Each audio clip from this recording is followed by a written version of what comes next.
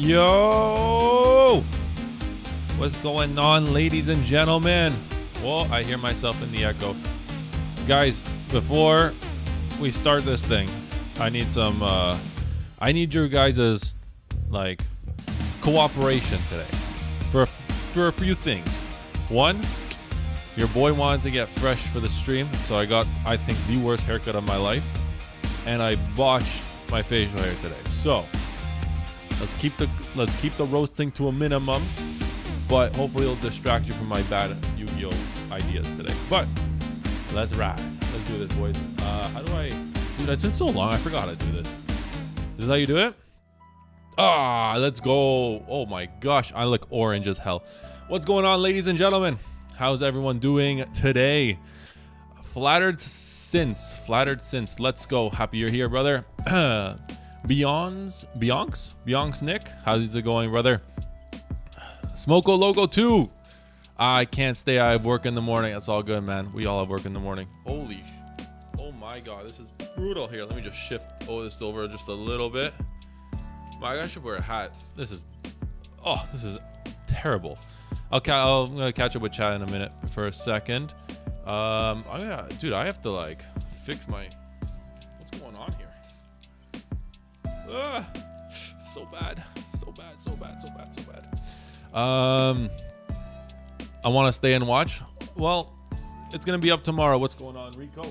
My cat's going crazy beside me. It's too much, man. There's so much going on today. K Clune 453. Let's go, fellas. Yes, sir. Rico, chill, brother. Justin, say you live once, drink a monster in the morning. That's what I do. I lie. Don't tell my wife. I don't drink it. I don't drink energy drinks much. I wish, whatever. Andrew, woohoo! Just got home from work. Happy you're home from work. I also got Cool Z, dude. I know we can't. I know you can't. That was the part of the illusion. You know what it is? Matchy where? Matchy's here. Timo, there we go. Haha. The GOAT. Mr. Stereo Girl. Yeah, bullshit. Mr. Stereo Yu-Gi-Oh cards, maybe. Not gonna lie, I've been enjoying playing Playmat with the new Curran. I've always been a hater of Playmat DM, but with the new card, it just makes a lot of sense. Fair enough. We'll get into it today. I'm off work tomorrow. My cards came in time for the regional. Andrew, good luck, brother. Hope you kill it. I also have a regional this weekend, and I'm deciding whether or not I want to go to the regional or a case event. So we'll decide which one we want to go to. Don't stress the hair, my guy. Dude, it's tough out here, man. Tough. Multiple special summons from the deck, setting up a magician's combination. Honestly, I'll hear people out on magician combination. I don't know if I'm that big of a fan of it because, yeah, you know, Matchy, how many multiplying Karibos are you running? I'm running 3 in my fireplace. That's exactly how many I'm running. Am I late? Target Magician Tactics. You are. We're ending the stream now. Goodbye, buddy. I'm joking. Just started. We can outplay Droll now. Holy, it's been so tough. Well, I mean, you don't play into Droll anyway. No, I'm joking. Yeah, you do. It's tough. It's tough out here.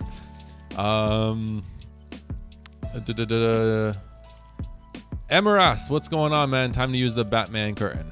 Yes, sir. Evening, supporting the stream. How you doing? I can never say your name, dude. I'm sorry. Ozilos. Dude, you're a GOAT in the community. To this day, I can't pronounce your name properly. I'm so sorry. The cards, the discards off Sarc and Diabellstar feel so bad, especially with Dragoon, Negate, and Super Poly. We'll talk about it today. Multiplying Karibo in the fireplace is crazy, bro. They're so flammable. It's insane. It's perfect. If you're ever cold in the winter, just throw a Karibo in the fireplace. You're chilling. It's like an hour of fuel right there. Yo, Matchy, super excited to be running Azamina after seeing you cook. Dude, I love you, man. Thank you. Before we start the stream, there are a few things I want to get off my chest real quick. Hold on. How do I do this? First things first. Something's wrong here, right? Something's wrong here. We're going to insert the self-plug. We have to insert the self-plug.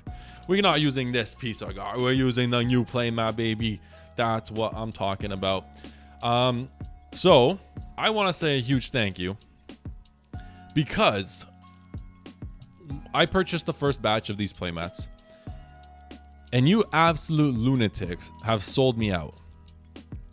Absolute sold me out. You guys sold out. I sold out. First time ever, I sold out of a playmat. But on my website, you can still order them. There's a new batch coming in next week. I pride myself on shipping these out almost immediately. The only difference is that the next batch, if you do order them, will be a week late. Who won the raffle thing? It's still going on. It's still going on, but the prizing is right here. This is the D mod you'll win. I'm not gonna do anything cringe like sign it or anything, but this is the D mod that you will win, and it's still here. The winner is close. It is approaching. The winner is very close to getting it.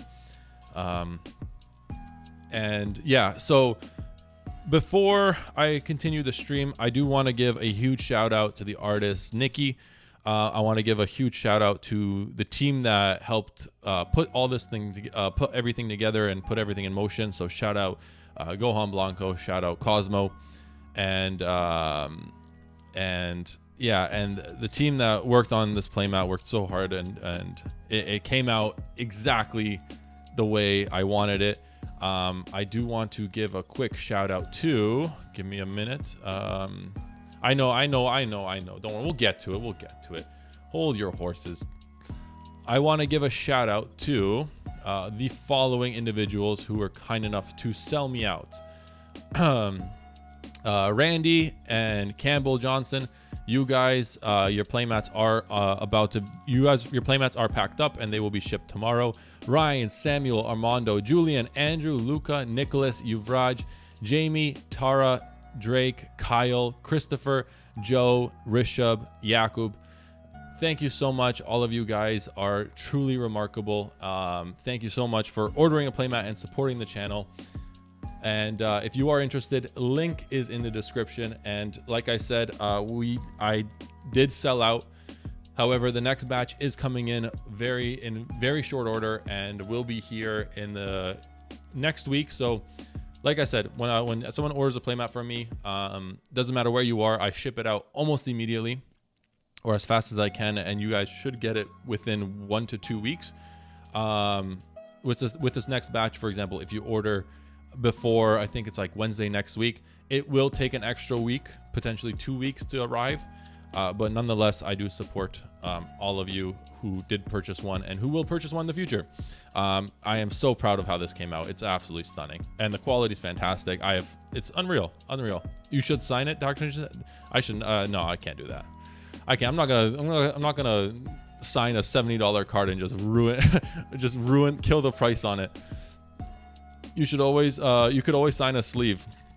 Best of both worlds. True. I could do that. I always, with every playmat purchase, I write a little thank you card that's personalized for whatever the consumer is. I write their name, say a big thank you, how much it means to me, and yeah. E-Heroes Forge, my goat. How's it going? Certified BL Fire Mat. Thank you, brother. Hey, Nikki, what's going on? There's the man behind the insane artistry. So yeah, unreal work, Nikki. Thank you again for all your help, my guy. You've been a gem to work with. I think he meant sign the playmat. Why would I want to ruin the beautiful artwork with my shitty penmanship? Oh shoot, dude, everything is so new desk and everything's so tight. Yeah, the sleeve. All wanted versions in Deception have gone nuts in price. Well, you're welcome if you owned one before I started making videos. No, I'm joking. I don't think I have an influence on the market there. So why are we all here today? Is it because we all want to start cooking with the new oh, something's wrong with my Wi-Fi right now, but hopefully Ayo, whoa, Justin, thanks for all you do for the DM community. Thanks for taking time out of your day to live stream. Justin, buddy, you don't have to. Oh, thank you though, man. I appreciate that so much. If I could give you a hug through the screen, I would. I would do this for free, for nothing. I just, it's a passion, but I'm just thrilled that everyone's here and everyone's watching. It's such a vibe. Yeah, this playmat is different. It looks freaking good, dude. I love to hear that, man. Night shift going hard, keeping me awake for the stream. Let's go, graphic Graphic Lotus. Graphic sick. Have you seen the prices of Secrets of Dark Magic and the Alt Art Circle? I read a show. Dude, I had one. Okay, story time. Before we talk about the new current card. Story time. I was at Locals, and I am a little salty. There was a minor altercation, and it was because I had Secrets of Dark Magic in my hand for 22 Canadian dollars. And this price was, I was in the middle of a case event, and the guy who was selling the card, like, he was part of the shop, he was part of the store, right? And he was, we both agreed and said, hey, TCG player is $23, whatever. We shook on it. I said, okay, after my round, I'll come pay. I'll come make the purchase. So I'm playing the round, right? And within the round, this card got bought out. It got bought out. And what happened was he no longer wanted to honor the $22 price. And he instead said that if I want it, I have to pay, TCG unconverted, which was something like $40 at the time. So I decided to say, nah, whatever, I'll hold off on it. And fast forward till after the case event, next thing I know, this card's at $50. 2 days later, this card's at $70, and I am so beyond annoyed. I would have crashed out, dude. I was so pissed already. But if there's any solace in the day, the case event went freaking amazing. So, I didn't top or anything, but we had unbelievable showings against very, very good players. Very good players who have really good accolades to their names. For privacy reasons, I'll keep them private. But it was, we played good players all day, and the day went phenomenal. The deck plays unreal, so. LOL, pre-order for $20 like 2 weeks ago beforehand. My go, yo, you won. What do you think about current artwork? Okay, so I got into a fight with a few people about the current artwork. Now, look, I'm annoyed. I'm annoyed for a few reasons, and the reason is because Dark Magician, I'm putting these in context of what we have, right? D-Mod looks badass. Gaze of Timaeus looks badass. Magi Dragon looks badass. The Pharaoh Servant looks insane. And you know what the thing is? It doesn't feel like it matches the aesthetic of the cards we just got. I think this card, the artwork in a vacuum is stunning. If this was the full art for like DMG or a retrain of DMG, down. I am so about it. But this as Dark Magic Curran, I get it. It pays homage to the Arcana Yugi duel, all that stuff. I don't know. It doesn't fit my aesthetic. It's cool. It's nice. But on the other hand, I'm also a player who I like this part of the card. The most important part of the card is this part to me. Where is it? This piece of text right here. If the rest of the card was blank and this piece of the text was the only thing on the card, I would love it all the same. And the card reads unreal, so we are absolutely thrilled. But we'll be talking about Curran. I'll be honest. I'll be straight up upfront. The only testing I've done with it, I've been so busy since this card's release. I was supposed to stream on Tuesday before the release of this card. Some stuff came out and it came up and I couldn't stream. Wednesday came along. I got side quested as well, and next thing I know is it's today, and I haven't yet tested the card, but I do have some ideas, some quick brain theories behind it that we are going to talk about today. And so the stream is going to be separated into two parts. The first part is going to be talking about Dark Magic Curran, what direction I kind of want to go into with it, what my immediate visions are for the card, because I think there is a lot of cope with this card, I think, and I think the best part about this card is how much it does with so little and how simple the approach to the cards. I think people are overcooking with the card a little bit because the card is so strong in and of itself. So we'll talk about that. And the next thing I want to do is talk about the list I took to the case event and what changes I'm going to be making with the list going forward. specifically for the events I have upcoming this weekend. I do want to change the list a little bit, and there are reasons for it. I do want to showcase some lines and stuff like that. So I hope everyone will stay around and people aren't just here to talk about Curran, but we are going to be talking about Curran nonetheless.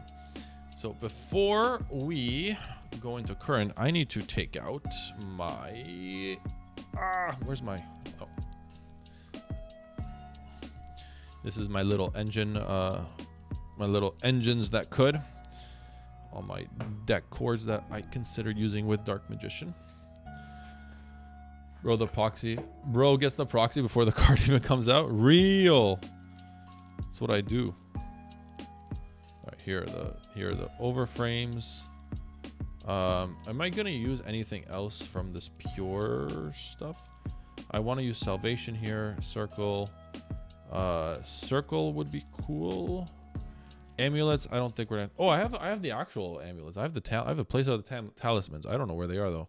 I have yet to sleeve them. What am I playing here? Circles I will keep here. The one Dragon Knight.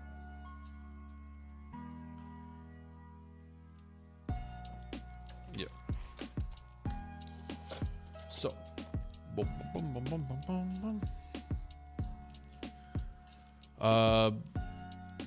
Hey yo, we got a member. Justin, dude, Justin, you gotta stop spending money, man. I'm not that good at this streaming thing, dude. I don't deserve your money, but I will thank you nonetheless, and I am sending hugs through the screen, all the hugs I could have.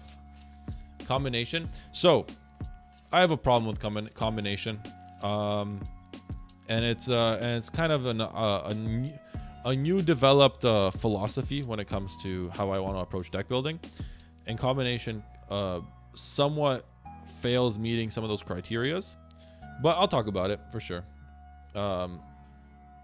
It's important for me to not dismiss ideas without giving you a thorough explanation as to why I don't like them. Because there's nothing more annoying. My GOAT, this is quoted from my GOAT, Dark Magician Tactics, by the way, check him out. There's nothing more annoying than proposing an idea and someone just says, nah, that's shit. So I'm trying to set a better standard than that. Matt's Gaming TV, what's going on, brother? How are you? Royal Games, how's it going, Royal Games? Hope everyone's doing well. You got Gaze playset for $14 each? That's insane, dude. Andrew, holy sh... Did not expect this spell to be a quick play. Playing around Droll, more pressure, battle phase. Card is simply very good. Oh, dude, card is insane. Yeah. There's so much. Oh, Nikki subscribed. Thank you, Nikki. Thanks for subscribing to the channel. I appreciate you. I hope I can bring endless amounts of entertainment. Now add Dark Magic Expanded. Like, I think the card's fine. The card's good. I think we're thinking, I think the problem is people are, what's the word I'm looking for? We're thinking too deep, guys. We're thinking too deep. The GOAT, thoughts on the new Chaos cards? I think the time to talk about the new Chaos cards will come in the future. I don't know if that time is right now, only because they're so far away. I think as an archetype, though, they are sick. They are so cool. I'm gonna be buying the whole deck core, and I will be playing it because Yugi's the GOAT, and it'd be criminal not to. Someone just subscribed. Thank you so much. Minos Trigger. Thank you so much for subscribing, brother. Imagine Salvation could set Eternal Soul face up, and Eternal Soul could switch any DM spell. That'd be so cool. Salvation could set up combination from graveyard or deck during end phase. Don't think, just do. All right. Don't think, just do. So the cool thing with Dark Magic Curran, let me bring up the effects so I don't cheat throughout the live stream. But off the memories I have, Dark Magic Curran reads as followed. Is special summon one, both players special summon or have the chance to special summon one dark spellcaster monster. And if the original name is Dark Magician Girl, which I think is a very important conversation that we will be talking about. Dark Magician Curran. We can just yell at you if you're using the card wrong. Sick. I love getting yelled at. That's what I'm talking about. That's why you guys are here, man. Just make me feel terrible about myself. I'm joking. You guys are awesome. Here it is. All right, you can only activate a card with this card's name once per turn. Each player special summons one Dark Spellcaster monster from their hand or deck. Then if you summon a monster's original name is Dark Magician or Dark Magician Girl, you can add one spell or trap card from your hand, from your deck to your hand that mentions Dark Magician, except Dark Magical Curran. Also, the special summoned monsters cannot activate their effects. So, which is, don't worry, Matt, I would really love to know your explanation about the combination being bad. I liked it in my testing. It could even replace Eternal Soul. Yeah. I'll get to it. If in the mirror match, does the opponent get the same search effects after summoning? I believe it's just you, because it says you can add. Matchy, what do you think about the adventure engine with DM Arc? It's funny you bring that up because I just bought the adventure cards. We'll talk about them soon. There's just so much to talk about. I'd love to, yeah. So back to work I go, Cook brother. All right, man. Have a great shift. Appreciate it. Judge here. Your opponent does not get the search. Coolsies the goat. Okay. So how is the initial, what is the initial thought when it comes to playing Dark Magic Curran? Dark Magic Curran typically makes us summon either Dark Magician or Dark Magician Girl. So what's the standard lines? Let me take out all my Dark Magician cards. No, yes, no, yes to the side. Yes, no, yes, no, yes, no,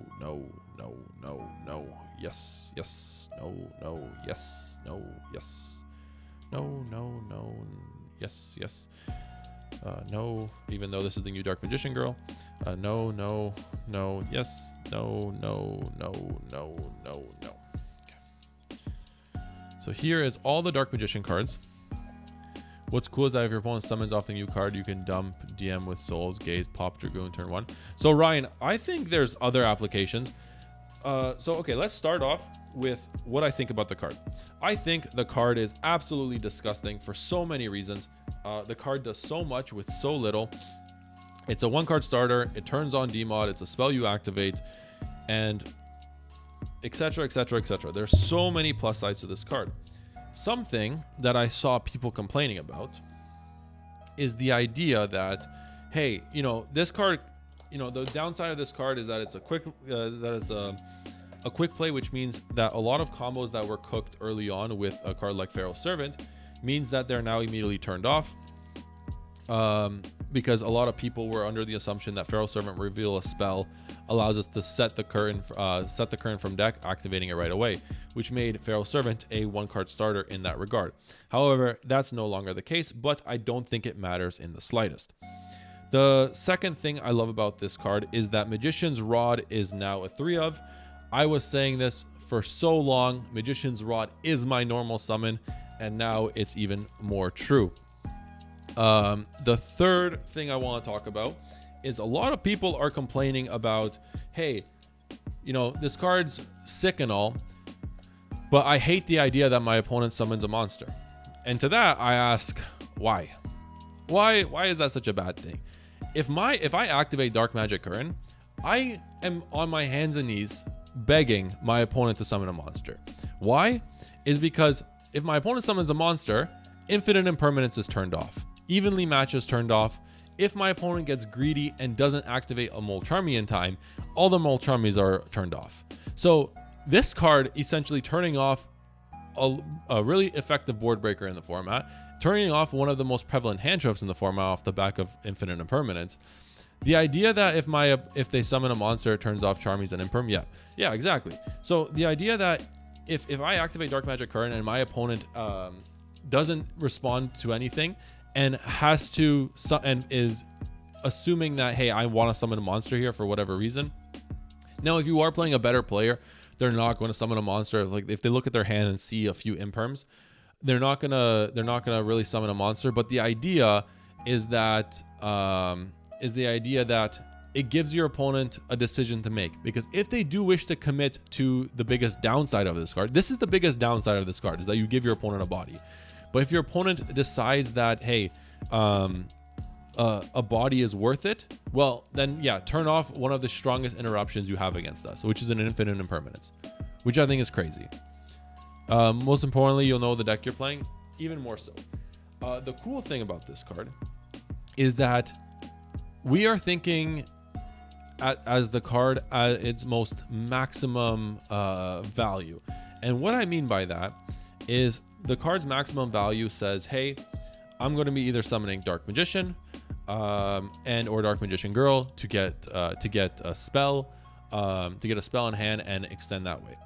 But a card that I think we will be siding in going forward, I don't own it yet, but is a card that is called Mind on Air. And the cool thing about Mind on Air is now, okay, there's two arguments to Mind on Air, because it's going to be incredibly situational on whether or not I want to play a card like Mind on Air. For those of you who don't know what Mind on Air is a very old card that reads the following. It reads that when this card is on the field, your opponent needs to play with their hand revealed. And now this is an effect that when it's summoned, your opponent doesn't have a window to impermit, right? If they so choose, which means you get immediate information on your opponent's hand. Now, there are issues with Mind on Air, and I'm not going to gloss over them because I will bring them up.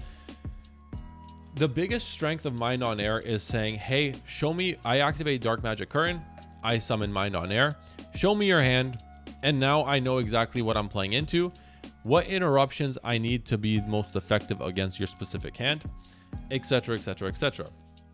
Now, there are issues with Mind on Air, and the arguments I will listen to and I do agree with for the most part is, hey, if I'm playing Mind on Air to specifically play around in specific hand traps, I should be understanding my deck and doing that anyways. To which I 100% agree. If Curran's my only play, or if Curtain and Rod are my only two plays, that means I'm going to be sequencing my plays to play around their hand traps anyways. My thought with Mind on Air is, as a side deck option, the cool thing with Mind on Air is if I open, say, two pushes with Curtain alongside of Curtain, the idea that I can Curtain summon Mind on Air, look at my opponent's hand, and with the other 2-3 pushes in my hand, I can play more optimally, either more greedy, safely, whatever the case is. The second thing is that Mind on Air is a spellcaster. What people have the assumption that we're doing with a card like Mind on Air is we are going activate Dark Magic Curran, summon Mind on Air, and Mind on Air stays on the field permanently to, have your opponent's hand revealed. The cool thing is we don't need that. We don't need it that much. The idea of Curtain summon Mind on Air, look at your opponent's hand and getting a quick peek, banishing Mind on Air in order to summon your Dark Magician of Destruction immediately, right? So now Mind on Air not only acts as information, but it also is free fodder for Dark Magician of Destruction. And essentially what we turn Curtain from is we turn Curtain into Dark Magician of Destruction, and now we can do whatever else we want to do. So all we did was we got all the information we want and whatever else the case is. Now, that is the most surface level application of Mind on Air. This is not something I want to talk about yet, because these cards are coming out in the OCG tomorrow, I think. And sorry, these cards are coming out in the OCG tomorrow, and we don't know when these cards will be coming out in the TCG, which means we don't know what's going to be the best deck in the room, what's the best deck in the format, whatever the case is.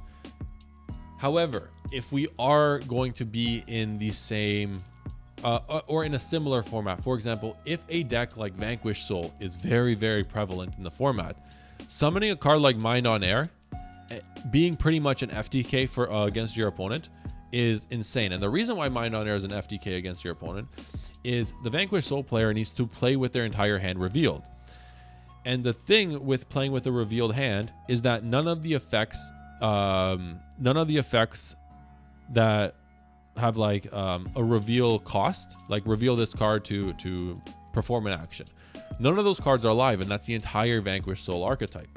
Which means if Vanquished Soul is still a very prevalent deck, siding in a card like Mind on Air in game 1 or game 2 is phenomenal.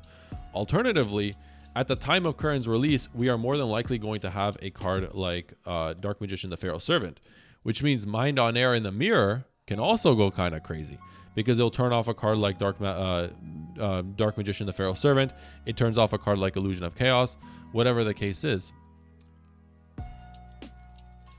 There's a new hand trap that Mind on Air can stop right now for another reason. It's good since it's really good in the OCG right now. Yeah, so I forget what the hand trap's called, but there's just a lot of very interesting applications to Mind on Air. However, I will say, if we aren't thinking about those applications, if we aren't thinking about those interesting tech choices to shut down a deck like Vanquished Soul, or to shut down the mirror match by shutting down Illusion of Chaos, the idea that, hey, I am strictly using Mind on Air, I am strictly using a card like Mind on Air to get as much information from my opponent as possible, I don't think, I'm strictly using Mind on Air to play around the hand traps my opponent has. In that application, I don't think it's worth playing, because you should be sequencing your lines to be playing around your opponent's interruptions anyways. The cool thing that a lot of players have been doing recently is the idea that Curran now plays around Droll, which I think is phenomenal. And all of those things, right? So Curtain in and of itself, allowing us to play around a lot of those hand traps is truly remarkable. And the fact that we have Curtain paired with a card like Pharaoh Servant is even better, right? So I'm late. What do you think about Mythical Beast Jackal King? So the cool thing about Mythical Beast Jackal King,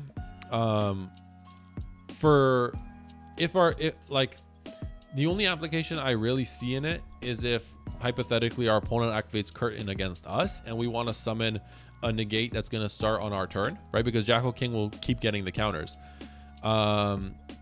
So the cool thing about Jackal King is that, hey, you know, I will start my turn with an Omni negate if they, or I forget what it is, a monster negate. I'll start my turn with a negate, assuming my opponent doesn't deal with it. If we are activating Curtain, then I don't want to use Jackal King, because we are going to be ending on so much more than just Jackal King. Like we can push through so much more than just Jackal King. Correct. That's Mick Jazzman. That's correct. If your opponent summons Mind on Air, you are not able to use your reveal effects, which is why I think it's pretty decent in the mirror. Especially if you're in the DM mirror and your opponent activates and you side in Mind on Air. If you summon that, if your opponent gets greedy, they're not going to be able to summon Pharaoh Servant or anything like that, which I think is pretty good. So let's talk about some ideas that I've had for the card. Now, obviously, these ideas are a little botched, but it is something that we can talk about and discuss. And these are just some immediate theories. So first and foremost, will I be playing the vanilla Dark Magician or the vanilla Dark Magician Girl? Because I think if you're playing them, it's a must. I am not a fan of playing the DMG at all. I'll be playing the one vanilla. There's just so much more applications, and I think I will remain playing a package like this, the Spirit package, Spirit Eyes of Blue and Mausoleum, giving the vanilla even more applications. I think playing a card like Primite Roar in addition with this card as alternative pushes, I think is going to be very important for the deck as well. And all of these kind of need the vanilla. I just feel the vanilla has a lot more flexibility and versatility within the list rather than Dark Magician Girl. In almost every single example, and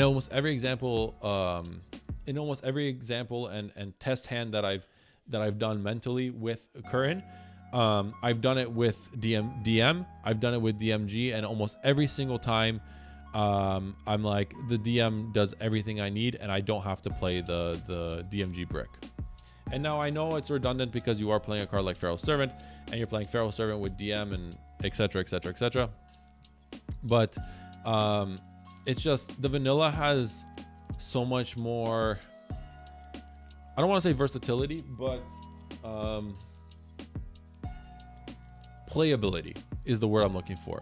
With DMG, there's only so much you can do, and I think the vanilla DM solves a lot of the problems that DMG can't kind of facilitate.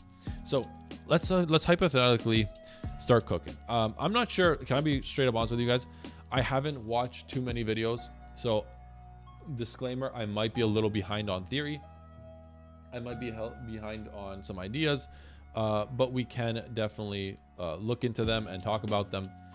And I'm very happy to learn from you guys. Just narrow it down to the package of Dark Magician, Demod, and the new spell, etc. Can't Curran bridge without Mausoleum now? Yes, it can, but the idea is that I think I'm a huge fan of Heretic Seals. I'm a huge fan of Heretic Seals as a card, and this is going to transition into when I start talking about my my Azamina list. Or a way, the biggest problem I found with the vanilla was unless you open wanted or away to wanted, you're forced to use gaze on the vanilla, turning off Primite Roar. Oh, you guys are assuming you're playing Prime. Oh, you guys are playing Primite. Yeah. All things being equal, DM gets shuffled back way more via gaze. Future Current uses DMG doesn't as often. I figured out one card combo that bridges Diabell with Dragoon up before the 5th summon. I would dish chop. I would love to check that out in the future. I like DMG to give Soul Servant more value. So can I be honest with you guys? It's very important that you brought that up, Dante. I am so close to removing this card from my deck, and it's nothing to do with Soul Servant. I'll be quite. I love this card. I love this card, but I think, and you guys will notice this. When I say this, start thinking about the way you're sequencing your lines, and start thinking about when you're comboing with the deck and when you're deck building. Think of all the combos your deck has, right? How many times is Soul Servant an extra step? Especially post demod. In every single Azamina combo I've come up with, if you watch my how to play Azamina combo video, I don't use Soul Servant once. The only application this card has is shuffling back the one-off demod if it gets sent to the graveyard, or if it gets threatened, right? I do a lot of plays that involve Soul Servant with the Dark, but like you're playing the Dark Magicians. Yes, if I'm playing the Dark Magicians, that's a different conversation. I'm strictly from the perspective of, hey, I want to get the most value out of, for example, Curtain by itself, Rod by itself, all of these cards. Every combo that I've done up in this up until this point, I've utilized Soul Servant, and then you just kind of learn how to do the combo without it, and then it just becomes redundant. Right now, the only application I use Soul Servant for is I use Soul Servant to shuffle back necessary pieces, because I am only playing 2 Gaze of Timaeus. So the idea that Soul Servant can shuffle back Gaze of Timaeus. And the second thing I use Soul Servant for, especially now in my Azamina list, is if my demod gets interrupted, hypothetically, like assuming demod gets interrupted. So like, let's say I go, I open demod Soul Servant, I summon demod, I activate demod's effect, I get impermed. If my Soul Servant's my only spell in hand, the reason why I like Soul Servant so much is because it's a free spell I could just activate. I could activate, I'll stack whatever, it doesn't matter, because I'm not going to go into it anyways. And the cool thing is I go Soul Servant, stack whatever, I turn Diabell into demod, and then Soul Servant replaces itself in hand by banishing to draw 1 card. Right? And I think that's the only application, only like awkward position that Soul Servant kind of comes up handy for me. Every line in my previous deck profile, the Azamino one, Soul Servant becomes a redundant piece. That's just there for a little bit of grind game, and those very, very awkward game states that happen 1 in 100 games. Soul Servant also does bait out Bystials or Called By, so your Gaze can chain to waste that interaction. My thing is though, how many times, like, does your opponent care? Like, let's say assuming your opponent has a Bystial, right? And you have DM Engrave, or like you have Gaze on DM, right? If you activate Soul Servant on DM, targeting it to shuffle back into the deck, your opponent's not Bystialing that, because he's just like, okay, yeah, you're turning off DM. Why do I care? Or you're turning off, you know, whatever else. Like, it doesn't make too much sense to me. As a, like, I will still play Soul Servant. Let me get this straight. I'm not going to be cutting Soul Servant. I just don't think it's as mandatory as we once thought. You know, it's all right. It's fine. Yeah. Anyways, so let's start talking about. I'll catch up with chat in a minute. Not cut it and just play 3 Gaze. Like, unironically, that's not a terrible idea either. So, some ideas I have of Dark Magic Curran is that it's now a 1 card. It's 1 card double Dragoon and IP, which I think is sick. Like, that's how. We'll move past the idea that this card can play through Droll, because I think everyone kind of understands it, and I'll go over why that is in a minute. But the initial combo I had in my brain that we can kind of venture out from is the idea that we can go Dark Magic Curran, summon your Dark Magician. Where is it? And because we summoned a monster with the original name Dark Magician, we can add Gaze of Timaeus to our hand. Now we'll be banishing the vanilla Dark Magician in order to summon your Dark Magician of Destruction. Dark Magician of Destruction's effect allows us to play, or to add to our hand, Pharaoh Servant.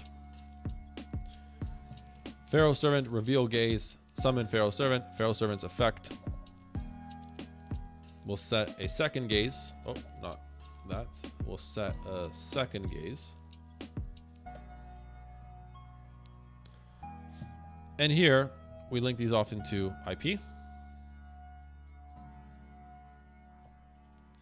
We will activate Gaze of Timaeus. So at this point, we still have 4 cards in hand. Gaze will target our Dark Magician of Destruction, shuffling it back, summoning our Red Eyes Dark Dragoon.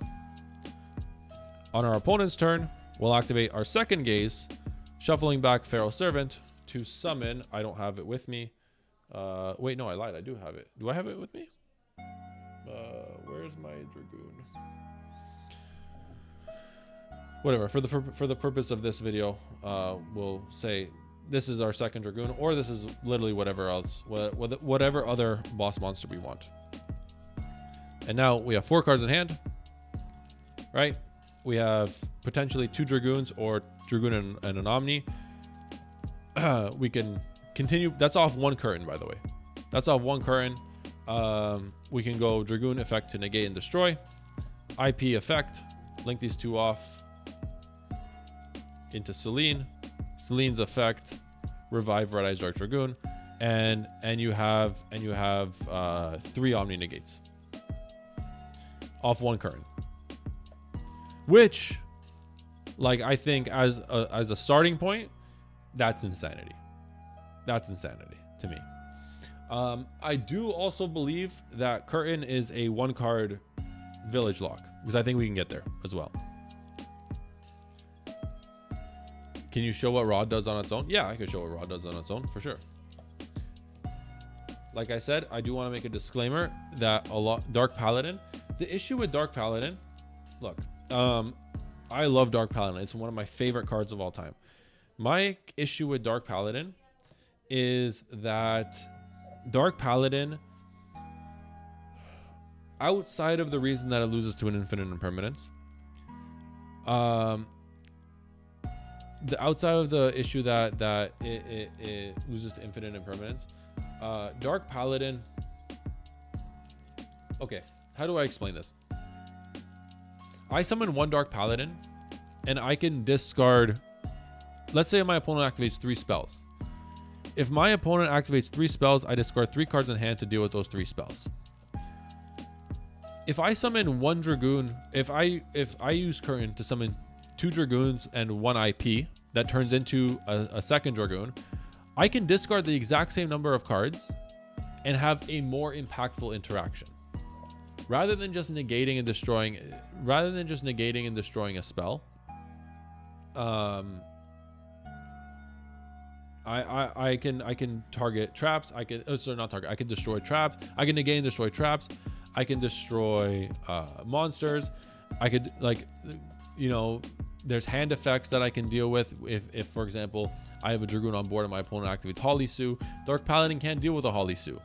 Alternatively, if my opponent starts resolving a Holly Sue and they start going, the Vanquish Soul doesn't play many spells outside of its power spells, outside of the field spell, and outside of Stake Your Soul. And so in a matchup like that, I'd rather have Dragoon. And the argument is, well, okay, what about Radiant Typhoon? Well, if my opponent activates 3 Radiant Typhoon spells, first of all, the most impactful interruptions you can have versus Radiant Typhoon are the monsters, first of all. But let's assume that my opponent has 5 spells in hand. Dark Paladins discard the exact same number of cards to deal with the same number of cards that Dragoons would discard, right? And I think when you start choosing, the value of each one of these discards, it's just one of those things where what to summon off the second Dragoon, I would always summon a Dragoon, I think. It's just super impactful. I think there are arguments to summon Magi Dragon, and I do agree with the idea of summoning Magi Dragon. I think the free space is Dragoon, but Magi Dragon is also a great idea.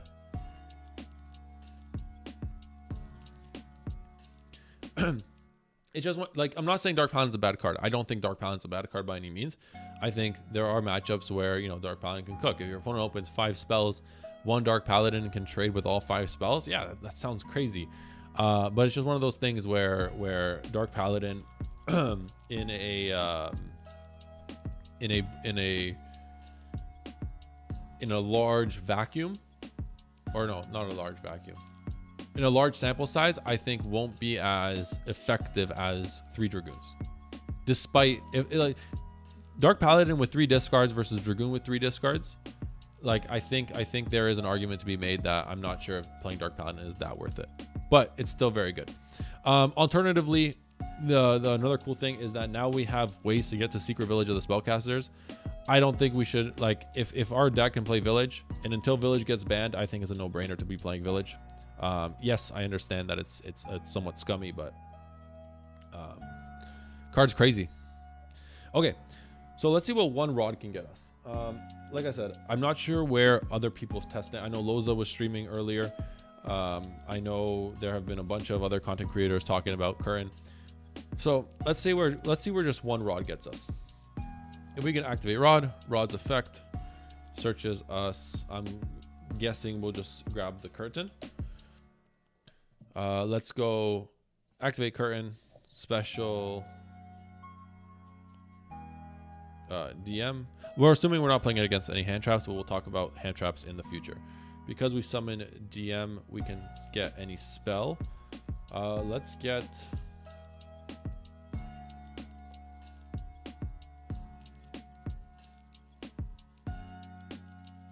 Gaze. Here, what we can do is we can banish DM, summon. You know what the cool thing is here? I was shitting on Soul Servant, But Rod Soul Servant is Village Lock. Rod Curran is Village Lock. And Rod Gaze is Village Lock.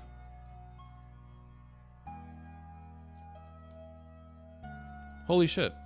I don't know if anyone's thought of this, but all right, let's I know it's scummy, but all right, hold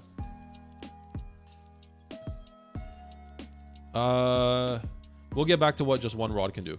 Let's assume you open Rodville. Let's say you assume, hold on. Okay, hold on. Normal summon Rod effect. This is real time. Curtain, activate Curran, special DM. Because we search a spell, search Gaze. Banish DM.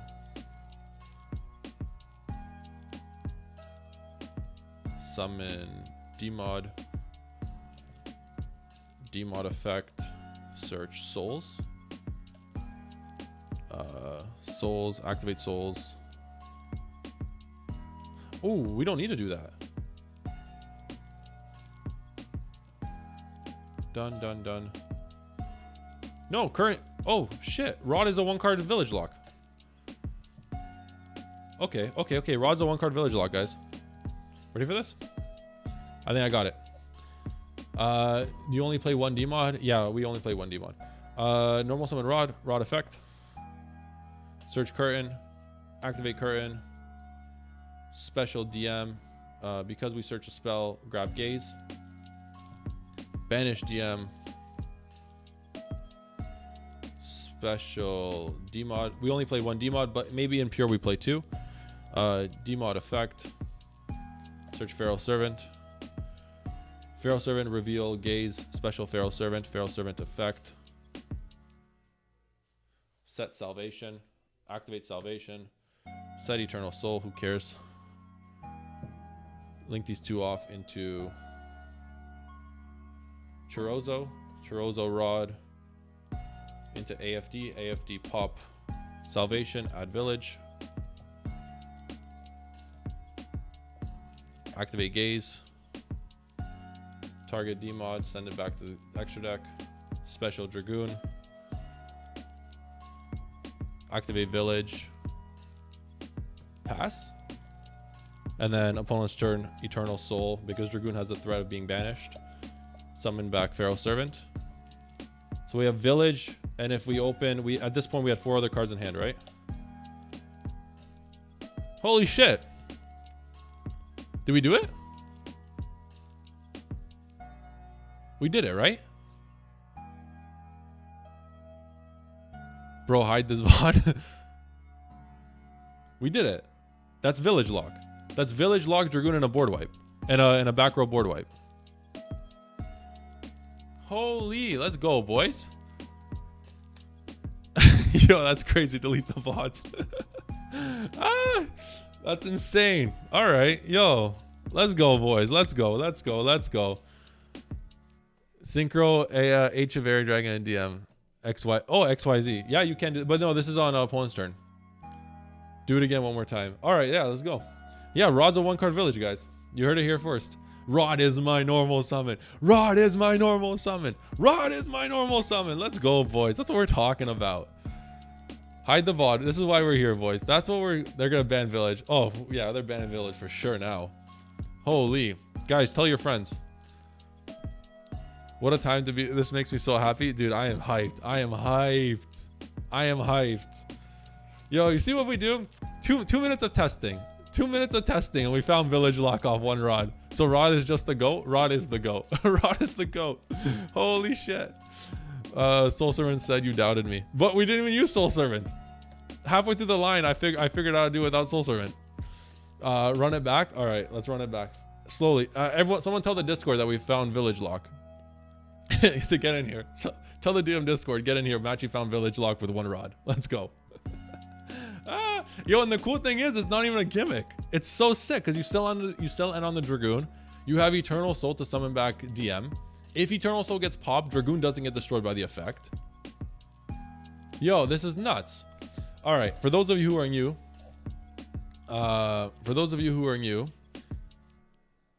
Matchy, try linking Rod and Demod away for Cross Sheep. Activate Pharaoh Servant, Chain Gaze, targeting Demon and Grave. Dragoon will be the 5th summon. So that's sick. The only issue is, I feel like in this list specifically, I think we're not gonna have room for Cross Sheep. There's gonna be too much. There's gonna be so much stuff we're gonna want to play in this, especially with how flexible the main deck is, and with how now the cool thing is about this is now we don't need to play. Like I was under the impression that, okay, I'll play the vanilla because the spirit package is so good. But now that we're not playing lights outside of Magi, like Impulse is even stronger in the deck. But like, so like we can clear these out, but then we lose out access on seals, and I love seals. Dang, don't worry, Millennium Baby, we'll run it back. We're gonna run it back right now. It took 10 years for, dude, Rod came out what? Yeah, 2016, 10 years. 10 years. Yeah, so that's sick. All right, to run it back for those of you who missed it, Magician's Rod is our normal summon. Live on stream, you watched my brain work, and we got there. Sick. Dude, thank you guys. Normal summon Magician's Rod. Rod effect. You were here. That's right. You were here. You were here, baby. That's what I'm talking about. Magician's Rod effect. Search Dark Magic Curtain. Activate Dark Magic Curtain. Summon Dark Magician the Vanilla. Because we summoned your monster with the original name, that's Dark Magician, we will search our Gaze of Timaeus. We will banish our Dark Magician because we activated a what's it called? A spell card into Dark Magician of Destruction. Dark Magician of Destruction will allow us to add Dark Magician the Pharaoh Servant from our deck to our hand. Our Pharaoh Servant will allow us to reveal Gaze of Timaeus, summoning Dark Magician the Pharaoh Servant. Dark Magician the Pharaoh Servant is allowing us to set our copy of Magician's Salvation from the deck to the spell and trap card zone. We will activate Magician's Salvation, allowing us to set our copy of Eternal Soul. With Eternal Soul now set, what we can do is we can perform a fusion summon using Pharaoh Servant and Dark Magician of Destruction to go into your favorite spellcaster contact fusion, Magistus Chorozo. Magistus Chorozo and Magician's Rod will synchro summon into your copy of Ancient Fairy Dragon. Ancient Fairy Dragon will activate its effect, destroying Magician's Salvation, allowing us to gain 1,000 life points and searching your Secret Village of the Spellcasters. Before activating Secret Village of the Spellcasters, we will utilize Gaze of Timaeus, targeting our Dark Magician of Destruction, shuffling it back into the extra deck in order to summon Red Eyes Dark Dragoon. Before we pass to our opponent's turn with four unknowns in hand, we will activate our Secret Village of the Spellcasters, and with Secret Village of the Spellcasters on board and the threat of Red Eyes Dark Dragoon being banished off of Gaze of Timaeus on our opponent's end phase, turning off our Secret Village will have no fear. We will activate our Eternal Soul in order to summon our Pharaoh Servant. Now, the cool thing here is we can time this even better, because after Red Eyes Dark Dragoon has utilized its interruption. So first of all, if we open any hand trap here, Ancient Fairy Dragon allows us to summon that hand trap and make IP. So Ancient Fairy Dragon can turn into IP, and we end on IP Dragoon.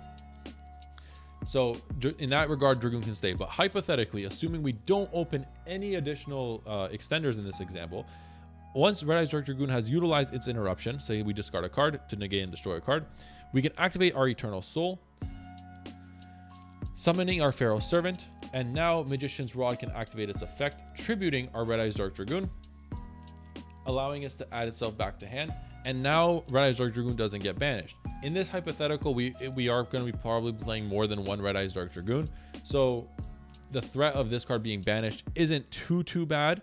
However, the problem is if we are only playing one, the idea of tributing this card to keep it in the graveyard for allowing us to rotate it is pretty decent. Why? Because on our follow-up, on our opponent's turn, we can normal Rod, grab Gaze once again.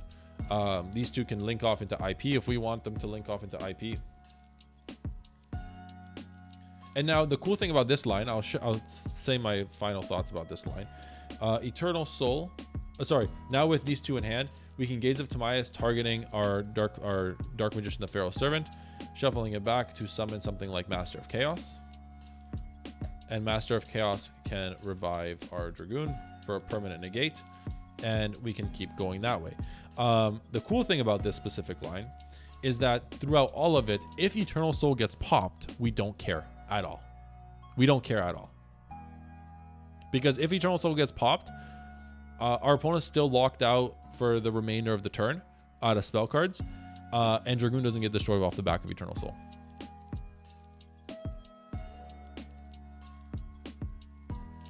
Jose, $2. Thank you, Jose. I appreciate you. Secret Village needs to be banned so we can look past the flood. I don't disagree. I don't like playing Secret Village either. Trust me, I don't like playing Secret Village either. But it's cool to know that we have something as oppressive in archetype that we can utilize to really close out games. I don't love Secret Village. I don't love Floodgates. I think they all should be banned. But as long as Konami allows us to have an ace in the likes of Secret Village, something as strong as Secret Village, I think it's no brainer to play it. But I don't disagree. I wouldn't be that upset if Secret Village got banned. Can't wait to rematch this. Hey, Matchy, if Rod searched Curran, then opponent changed roles, you change Curran to special summon, and you still get the search. Yes, because Curran happens in one effect. Rico, what's up, buddy? Guys, my cat's going crazy. I wish I could show you, but yo, chill, we need the flood for now. Maybe after a couple more support releases, we force them to. Yes, exactly. If we don't like Village, we have to keep playing Village, and then they ban Village eventually. I think we have enough tools to play more than the Flood Turbo. I don't disagree, Jose. I don't disagree. What's up, buddy? Dude, I'm streaming. You can't distract me, dude. I'm streaming.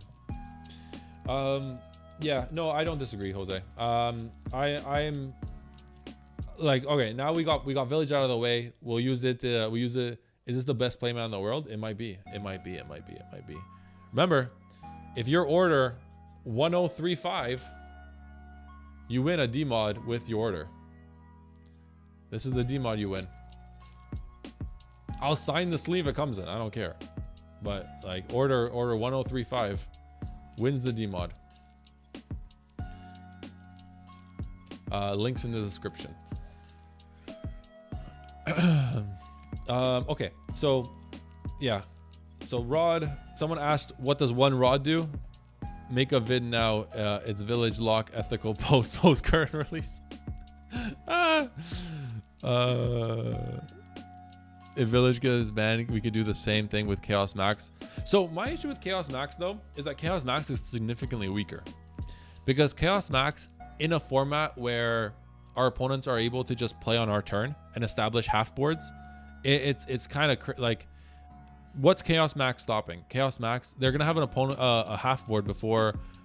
When I order my playmat, when I order mat tonight, Matchy, can you send me a kiss with it? Of course, Solo, of course. Oh damn. Dark Magician Pharaoh Servant is 1.5 card combo to Magia. Really? That's interesting. All right, let's see what else Rod can do. Let's see what else one Rod can do. Assuming we activate Magician's Rod. Magician's Rod searches for our curtain. We will activate Dark Magical Curtain to summon our Dark Magician. And with that, what can we search? We can search Circle. I mean, we can set up a triangle now. One rod is a triangle. Let's see what triangle gets us. We'll search a circle. DM into D-mod. D-mod effect. Oh, that's so ass though, because we get the triangle, but we're still missing a piece. That's just off one rod though. D-mod searches you Pharaoh Servant. Yeah, it has to be Pharaoh Servant. Pharaoh Servant reveal. Reveal circle, summon Pharaoh Servant effect. Set salvation, activate salvation, set soul, eternal soul. Unironic, this is a village too. I can't escape this card. Oh my god. Activate village, activate circle, Do whatever. I accidentally found village again, but I'm sorry. Okay. No village locks. No village. But what else can we do here? We can't really do anything here. Is Diabell still the goo? Yes, it is. Yes, she is. But for now, I just want to look at pure. We'll talk about Diabell in a minute when we talk about my deck list. Why Circle can't just search any DM card instead of top 3? Right? Whatever. If and buts were candy and nuts, then I'd be a wagon, or whatever the saying is. I don't know.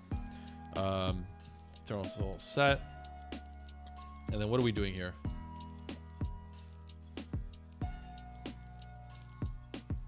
Yeah, like one more card and we get Gaze on this. On top of this, this isn't too bad. Link these two off into... Yeah, I don't like this. I don't like this nearly as much. But I mean, you can the village circle, which isn't too bad. And then off the back of this, we go Eternal Soul, Summon Pharaoh Servant, Dark Magical Circle effect. You get 2 banishes off this, which isn't too bad.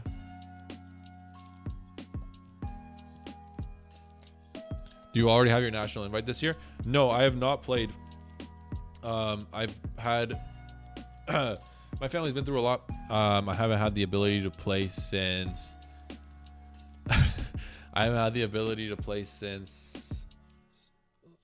early September of last year. And so I kind of took this time to myself, be with my family. If you notice, my channel has taken a huge break of breaking content for like 4 months, I think it was. I didn't drop a video.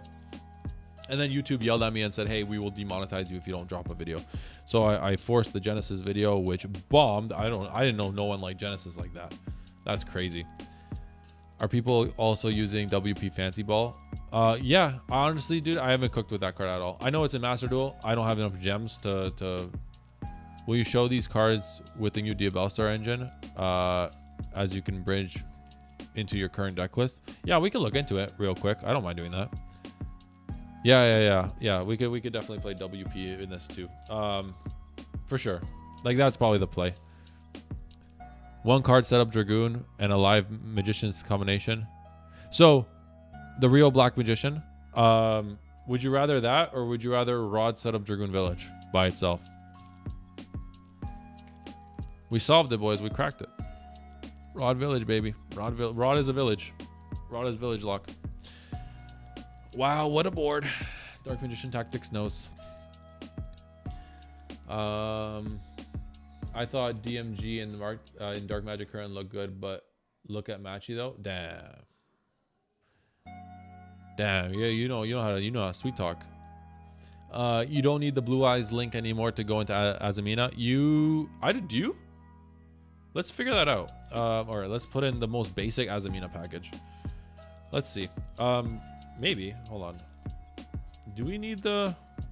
Can we not get there with just...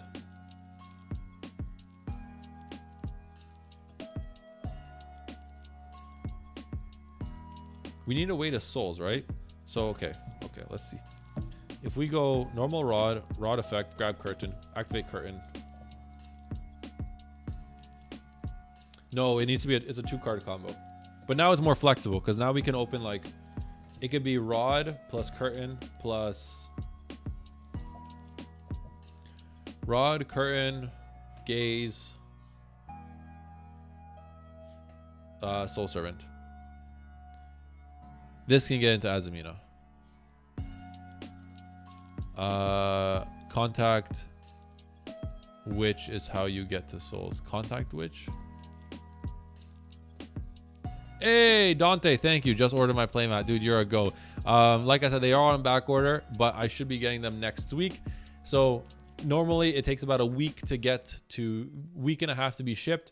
So for you, it might be like 2 weeks. Contact Witch. Is that the new one? Is that the Cyberus one? Been serious. No, where is Magician Souls and all of these combos? I can't tell.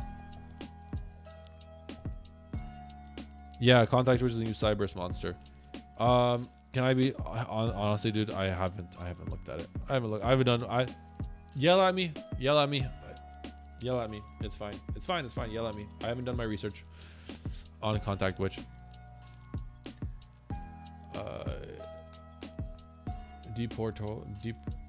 Deep tours over hollowed to better play around Fua. I have not seen that. I did not hear Luka Sacco saying that. But he is who he is. I'm not gonna argue with that. I think the deck just struggles against Fua. It just is what it is. Fortunately here, we give Fua 1 draw and we still end on... No, we give Fua 2 draws. We can give Fua 2 draws and end on 2 Dragoons.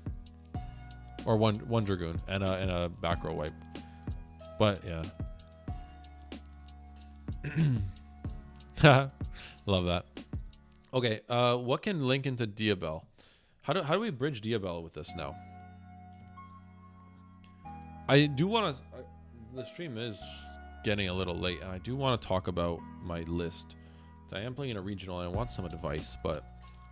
Okay, let's assume we're activating... Let's say we need a way to souls to get the Diabell. Right, because we can go Rod, normal Rod effect, grab Curran, activate Curran, search DM,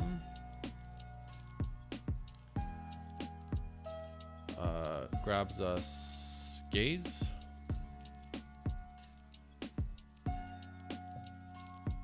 I mean, no, here we can just grab, I think we could do this, no? We can grab Soul Servant. Soul Servant stacks souls. Banish, draw souls. Souls effect, summon souls by sending Diabellstar. Whoa! Remember, village via Curran is a lock. How is it not a lock?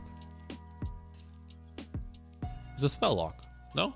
I mean, assuming they don't have spellcasters.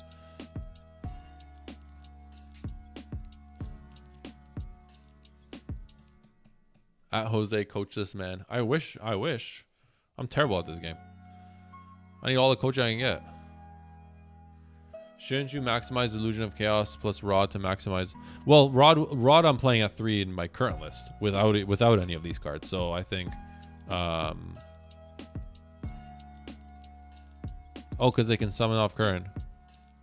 Oh, true.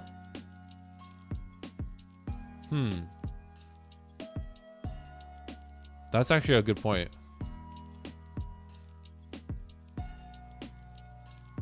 Is there a way to pop it? No, there isn't. Huh.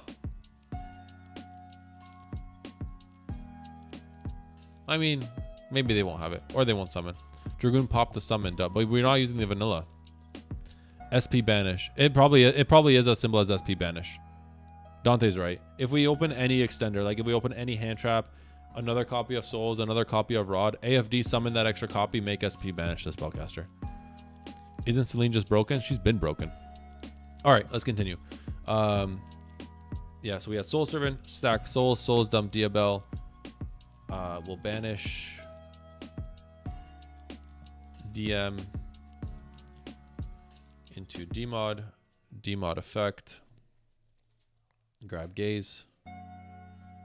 Yeah, and here we go. We can make Village again.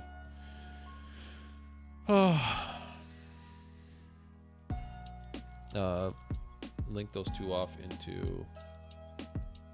Actually, you know what? No. But in this example, we're still playing the seal stuff.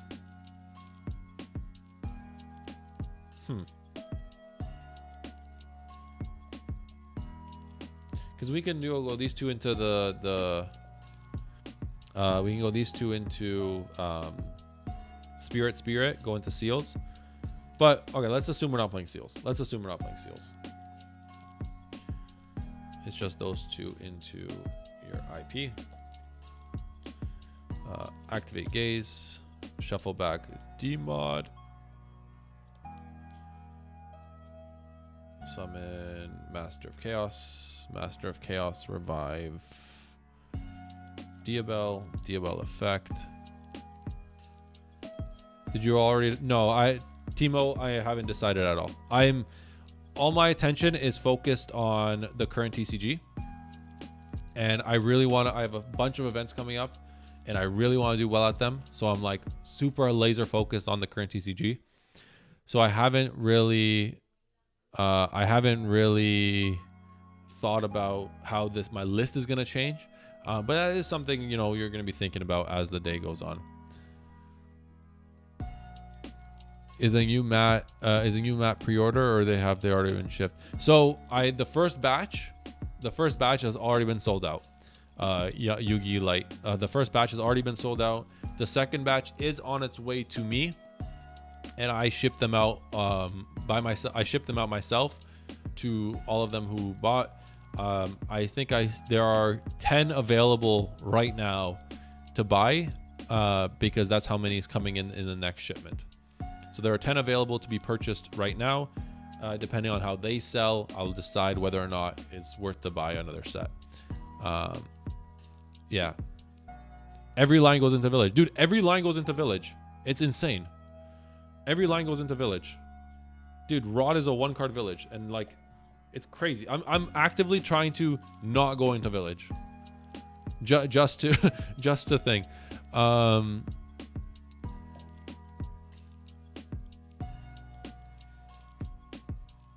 Don't we prioritize Selene on the end board because it summons Diabell on our turn and Dragoon on the next? I mean, yeah, we could do it that way. We could honestly just do Selene. No, but then we don't have enough spells for Selene in that example. Activate Deception. Deception. Tributes Diabell. Grab Hollowed, activate Hollowed, send Deception.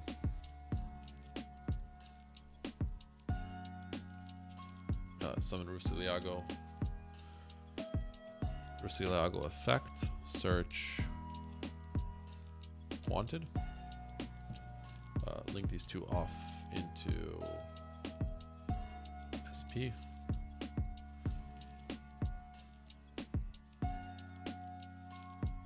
And then we go Hollowed, add back, shuffling back this. Chain 1 Hollowed, chain 2 Wanted. Search our Diabell. So 1 Rod ends on IP, SP, Sylvia.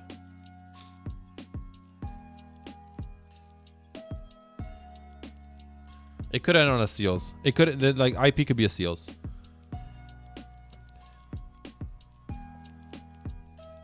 Instead of the hollow plays better into lots of things. I'll look into it. I haven't looked into it too much in depth. But I will look into it.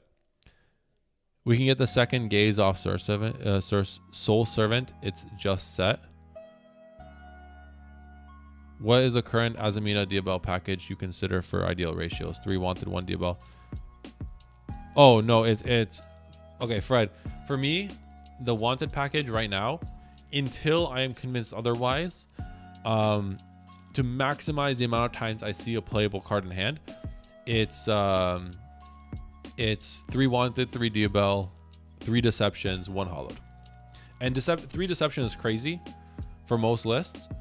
I just think 3 Deceptions as like Deception and Rod, even pre-Curran, Deception and Rod is so stupid. It goes so crazy. The amount of stuff you can generate off 1 Deception Rod, or the idea that you hard opening Deception feels good.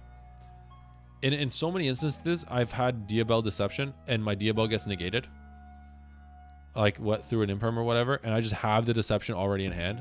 Like that just feels so good. And there's so many instances where just the multiple copies of Deception come up. Even like hard opening one, like there was a game state. There was a play I made in the tournament where my last locals, where it was like I was going through Deceptions like it was nobody's business. There was a play where I sent Deception off the back of Hollowed, and I had Souls on board.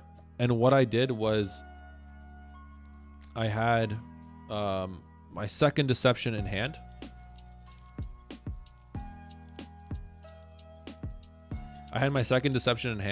And the idea that Souls can just send the Deception, draw 1. Hollowed put this one back into the deck, so Souls draw 1. Hollowed Wanted put the Deception back into the deck to draw the second. And then this card, this Deception just resets itself. Like, I don't know. I just don't see a bad side to Deception. Another cool thing is if you open double Deception. If you open double Deception and like Diabell, just activating Deception, sending Deception for Diabell, activating the second Deception is just, and then off you go. Just feels really good. Yeah, I understand Deception's the worst out of the starters, right? Deception's just, I understand that Deception's one of the worst out of the starters, but it's still so good and it's just worth it. Like, I understand that White Force plays one Deception. Like, I'll hear the reasoning. All I can say is that through practice, 3 Deception has just worked wonders for me. I played this card at 1, bumped it to 2 because I liked it so much. I loved it at 2, so I bumped it to 3, and I don't think I'm going to go back. Hello. What's going on, Javier? I love your Dark Magician deck profile. I appreciate you, dude. I deck net your deck profile to understand how to play against Dark Magician. Thank you. Oh, dude, much love, dude. I appreciate you. Thank you so much.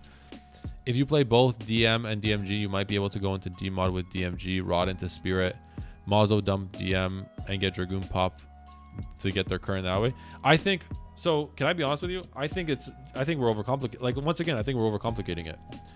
With the current line, I think with the village line, I think it's even easier, dude. Because if we are going current, right? Let's assume we open like Rod.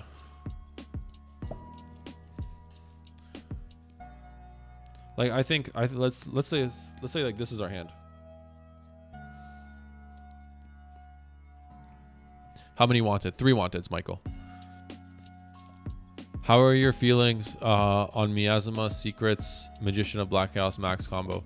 I'm not a big fan, and the reason why, it's incredibly fragile, and on top of that, the problem with that specific line of Chaos Max is so many decks play on your turn anyways. Holly Sue, Izuna, Dracotel Phimena, like, you are getting to Chaos Max, sure. Assuming you're uninterrupted, you're getting to Chaos Max. If you get interrupted and you're not getting to Chaos Max as it is, any impactful interruption stops Chaos Max. On top of that, if you get to Chaos Max, hypothetically, let's say your opponent doesn't touch you, and you set up, and you're able to set up, and your opponent activates something like Phimena. If your opponent has Phimena and 2 trap cards set with like a Rahu, or 1 trap card, 1 Rahu, it doesn't matter which one, that is a half board. You go activate Chaos Max on their turn, right? Let's say best case scenario. What do you like? Are you really stopping them? They already have a half board. They have follow up. What they'll do is they'll just swing over the Chaos Max with Arthalion or Secretariat. First of all, they make Secretariat, you're cooked on the spot. But let's say they swing into your Chaos Max. Your Chaos Max is destroyed, passes back to you. Phimena recycled itself. They're playing on your turn again. Like, it doesn't make any, like, for me, Chaos Max, it might have a spot in the future. I'm not saying it's not going to have a spot in the future. It might have a spot in our future. The problem is right now there are too many good decks playing on your turn that Chaos Max, although it will resolve, your opponent already has a half board. But let's say assuming, so let's say this is our hand. We have any hand trap, right? And we want to get to village. Let's assume our opponent summons a spellcaster for the village line. So I think it's as simple as this. Activate Rod. Rod searches you Curtain. Activate Curran. Special DM. Because we summoned a DM, we can search Gaze. Banish DM. Summon Demod. Demod effect. Search Souls. Wait, no, what? We didn't search Souls. We searched Feral Servant. Sorry. Yes. Reveal Tamaya. Reveal Gaze. Summon Feral Servant. Feral Servant effect. Set your Salvation. Activate Salvation. Set Eternal Soul. Put these. Go into So assuming your opponent summoned a spellcaster here, right? Because your opponent allows to summon a spellcaster. Let's say your opponent summoned Diabell. We'll go fusion summon those two into Chorozo. Chorozo and Rod go into AFD. AFD, pop your Salvation. Searching you Village. Here we can go activate Gaze, targeting Dark Magician of Destruction, summoning Goon. So here, what we can do, unironic, yeah, here what we can do, if we don't open anything, we can link these two off into SP, and then our opponent's turn activate Soul Servant to revive our Pharaoh Servant, right? And then the SP banishes their spellcaster. But let's say we're sick with it and we draw a hand trap, right? This is our end board, and then what we can do is our opponent has a spellcaster, AFD effect, summon any hand trap from our hand, link these two off into SP. SP banish the spellcaster they summoned, activate Village, and then on our opponent's turn use Eternal Soul to summon Pharaoh Servant for a spell trap card. And I think that's it. That's the line. I don't think we need to complicate it. Francis, what's going on? Hello, my Polish goat. What's going on, King? My yummy king. Miami. Is this an updated list? This is not an updated list. This is just us testing some stuff with Curran. Have you thought about a heavy hitter like access code? I don't think we need one anymore because we have so many accesses to Dragoon. Master of Chaos is a board wipe if we want it. Magic Dragon is insane. Magic Dragon is literally access code, but better in my opinion. I don't think we need access code. Run 3 Gizmek, Fusion Parasite to both counter Curran. Both counter Curran and get a Dragoon with a pop. When you use the Curran, they can summon too. True. I think the hardest part is thinking of the extra deck and maybe DM spell trap card targets. Honestly, I think that's, I'll tell you, immediately from just what my brain is doing, I think these are the spell and trap cards. I'll tell you, I'll want me to build this list for you without hand traps, without non-engine. I think this is what we're looking at. I'll show you guys. Well, for those of you who want to test this at home, this is what I will be initially testing. If you know, you put a gun to my head and say, hey, stop all of your competitive testing right now, build the list for me. And I said, okay, I'll build the list for you. 1 DM. 2 Pharaoh Servants.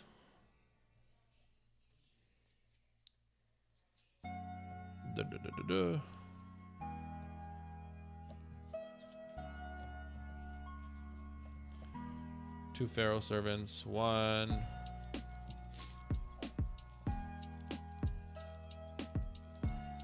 3 rods. Rod is my normal summon. We'll go. Oh my gosh, man. 2 souls, 1 IOC. And then I go 3 Currans. Where's my 3rd Curran? I have so much stuff here. 3 Currans.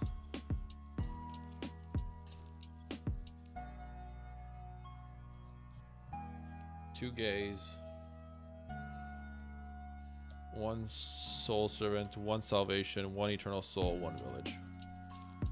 And then throw in any sub-engine and hand traps. This is what I'm playing. If you put a gun to my head, this is my list. Immediate thought. I'm not like the combination and all that stuff. It's so good when everything resolves and everything's clicking and everything's working the way it's supposed to work. I promise you, in a game, you're not getting everything set up. He's not playing. Francis side deck card. Like the thing with cards like Dark Magic Curran, cards like Dark Magic Expanded, cards like Dark Magical Circle. Like maybe I'll play 1 circle. maybe I'll play one circle because I think the interaction between Pharaoh Servant and circle is kind of cute. Maybe. I don't know. I'm not convinced even with circle. But like, yeah. Circle's a maybe. Circle's a maybe, but something like that. Just go into window. Is Salvation Eternal Soul good enough to play? You do it for Secret Village lock. AW. Would 3 be too much? The thing is that although it's a starter, Demod is Feral Servant, but better and more accessible.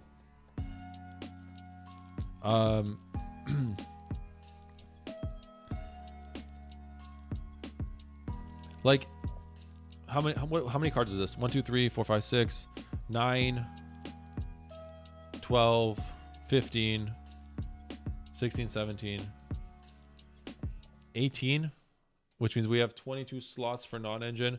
But let's say we don't want to play non-engine. We'll play.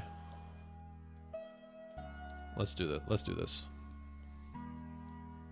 Because I unironically think this is still insane. Yes, I was swearing by deception at 2 seconds ago, but in this example, that's 18, 19, 20, 21, 22, 23, 24, 25, 26. 26 cards, 14 spots for non-engine. Yeah. This is what I'm playing. And then 14 non-engine. That's what I'll play.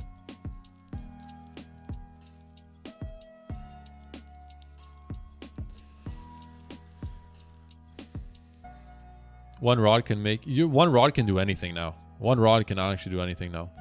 Can rod plus souls result in Secret Village? Off the chance you get secrets in hand, you can lock them from You can lock them from monsters. But you see, Fred, that's the issue with that is now you have so many different moving parts.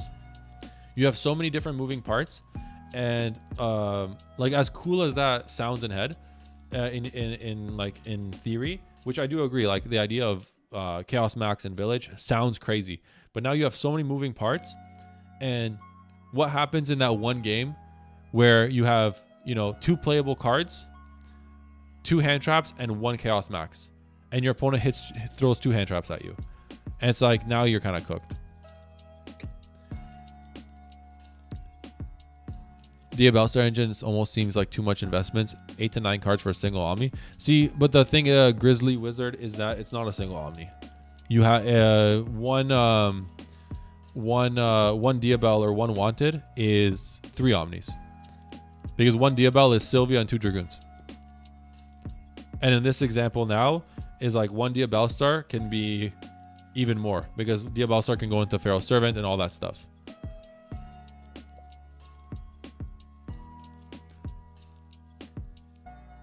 Village, Eternal Soul, Salvation, and in my opinion, sir. So, Justin, the cool thing is, the thing I disagree with you about is I think Circle is I would side in 1 Circle going second. I would side in Circle going second. And the reason why I side in Circle going second is that I think as a one-off, it's actually really crazy. As a one-off, the Dark Magical Circle is really good because it plays into boards phenomenally well. Assuming you open something like Pharaoh Servant and Circle, right? Or just Pharaoh, like let's say Circle's in deck. We go Pharaoh Servant. Yeah, because you could chain the link block. Exactly. So you can go Pharaoh Servant, reveal a spell, summon Pharaoh Servant, set Circle, activate Circle. Assuming you miss, you banish your Pharaoh Servant into Demod, and now you can choose. Do I want to? Is something really important on the field that I can banish off Circle? So in this case, I go Chainlink 1 Circle, Chainlink 2 Diabell. Sorry, Chainlink 1 Circle, Chainlink 2 Demod to deal with an important body on board or an important piece on board. Or if I really need the Demod to resolve going into a board, Chainlink 1 Demod, Chainlink 2 Circle to chain block the Demod. And now my Demod searching me gaze, I'm probably going to something like Master of Chaos, whatever the case is, while getting a banish, or going into a Dragoon, whatever the case is. So I think one circle. I'm more adamant on thinking about circle as a going second card rather than a going first card. But I do agree. The cool thing here is that the siding patterns are so easy, because going second, you're just siding out Salvation, Eternal Soul, and Village.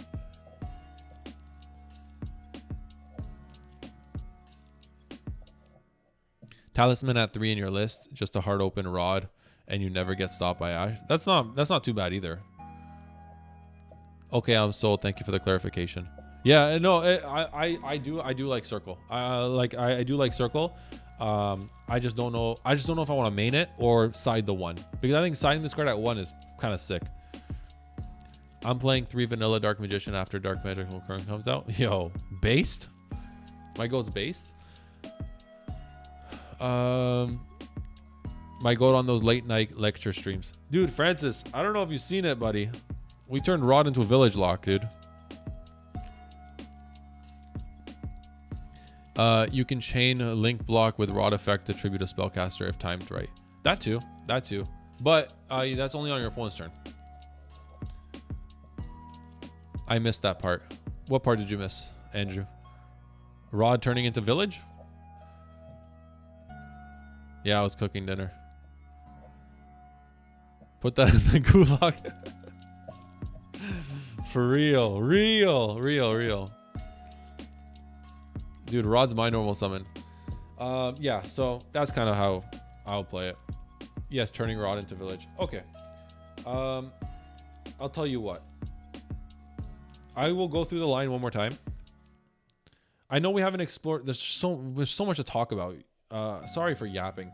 There's so much to talk about, and I really apologize. And I know we didn't really think about too many lines, but I think this is really cool. I will showcase it one more time, and I do want to talk about my actual TCG list. Or do we want to keep doing current combos? Because I could keep doing current combos, but I really want to talk about my current TCG list. I really want to talk about my current TCG list because I would love some opinions, and I want to showcase some cool stuff that I've been thinking about. Okay, so first thing, before we go into transitioning into my list, let's show the 1 card Village Lock. Current list. All right, sick. All right, yes. Okay, we'll do that. So before we do that, for those, we'll round. So Village from 1 Rod is so on. For those of you who missed it, we'll end the curtain side of the stream here. Normal summon Magician's Rod. Magician's Rod will search for curtain for Dark Magical Curran. Dark Magic Curran activates summoning your Dark Magician. Because we summon Dark Magician, we can search a spell and trap card. So we will search our Gaze of Timaeus. We will banish our Dark Magician to summon your copy of Dark Magician of Destruction, which will search for Dark Magician, the Pharaoh Servant. Because we have Gaze in hand, reveal Gaze, summon Dark Magician, the Pharaoh Servant. Dark Magician, the Pharaoh Servant will allow us to set our copy of Magician's Salvation. Activate Magician's Salvation, set your Eternal Soul, and now what we can do is we can fusion summon our Pharaoh Servant and our Dark Magician of Destruction to go into your copy of Chorozo. Chorozo and Magician's Rod will special summon your Ancient Fairy Dragon. Ancient Fairy Dragon will pop your Magician's Salvation to gain you 1,000 life points and search you your Secret Village of the Spellcasters.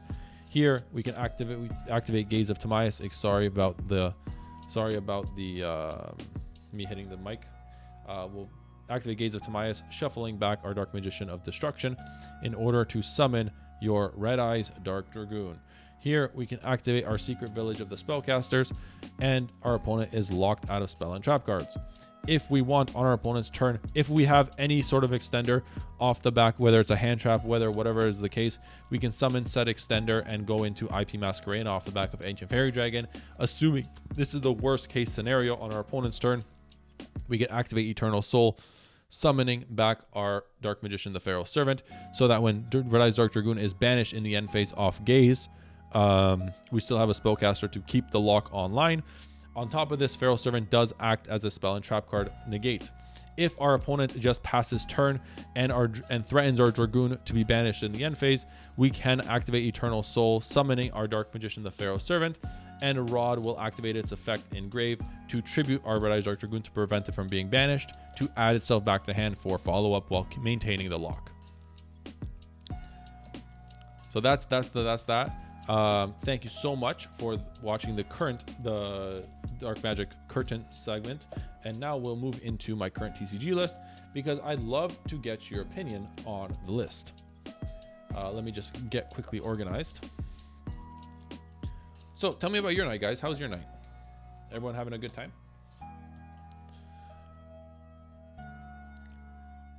Yeah, we'll go over my list. So that's new stuff.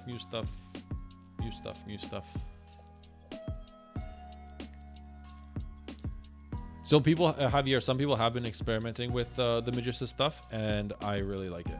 I think it's really strong. Current list. Future, current. Do I play 3 rods or 2 rods? No, 3 souls or 2 souls? I think I play 2 souls.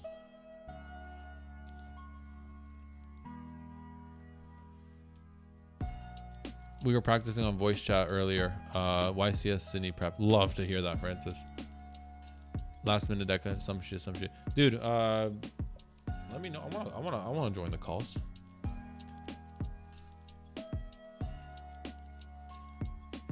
Yo, let's go, Andrew. Got the gaze in the mail. Sick. Hand trap. Engine.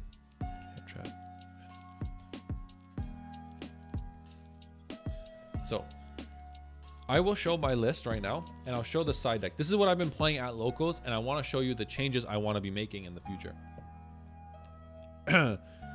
So the list is as follows. We are playing 1 Dark Magician. I play 3 copies of my normal summon, the 3 Magician's Rod.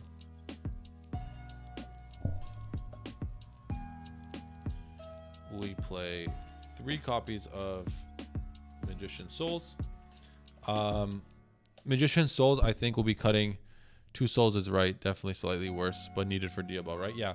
So Magician Souls is one of those cards where you don't hate to open it. Oh, wow. That glare is ugly.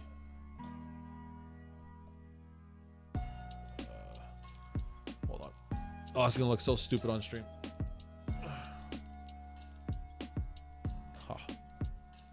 Ew, now I look like I'm telling a ghost story.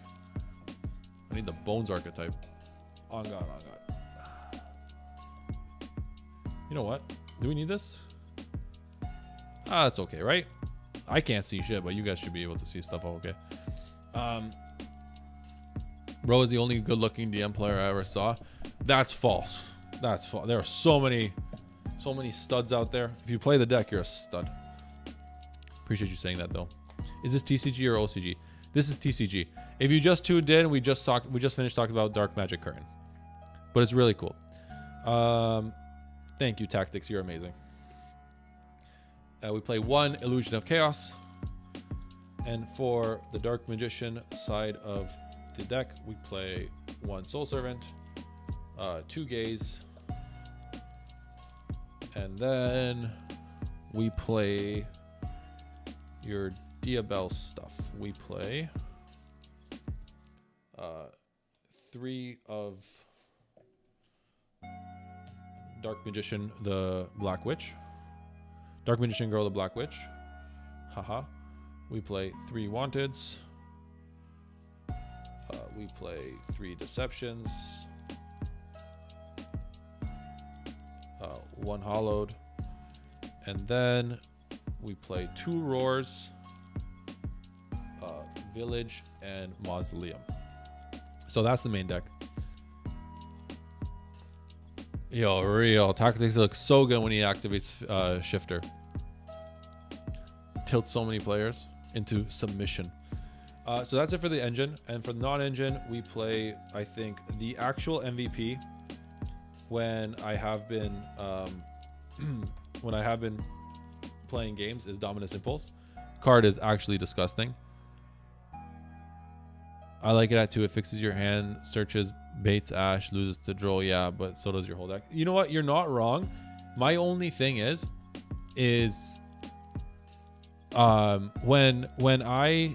when I built the ratios, and I've been thinking about like what I want to play with IOC specifically.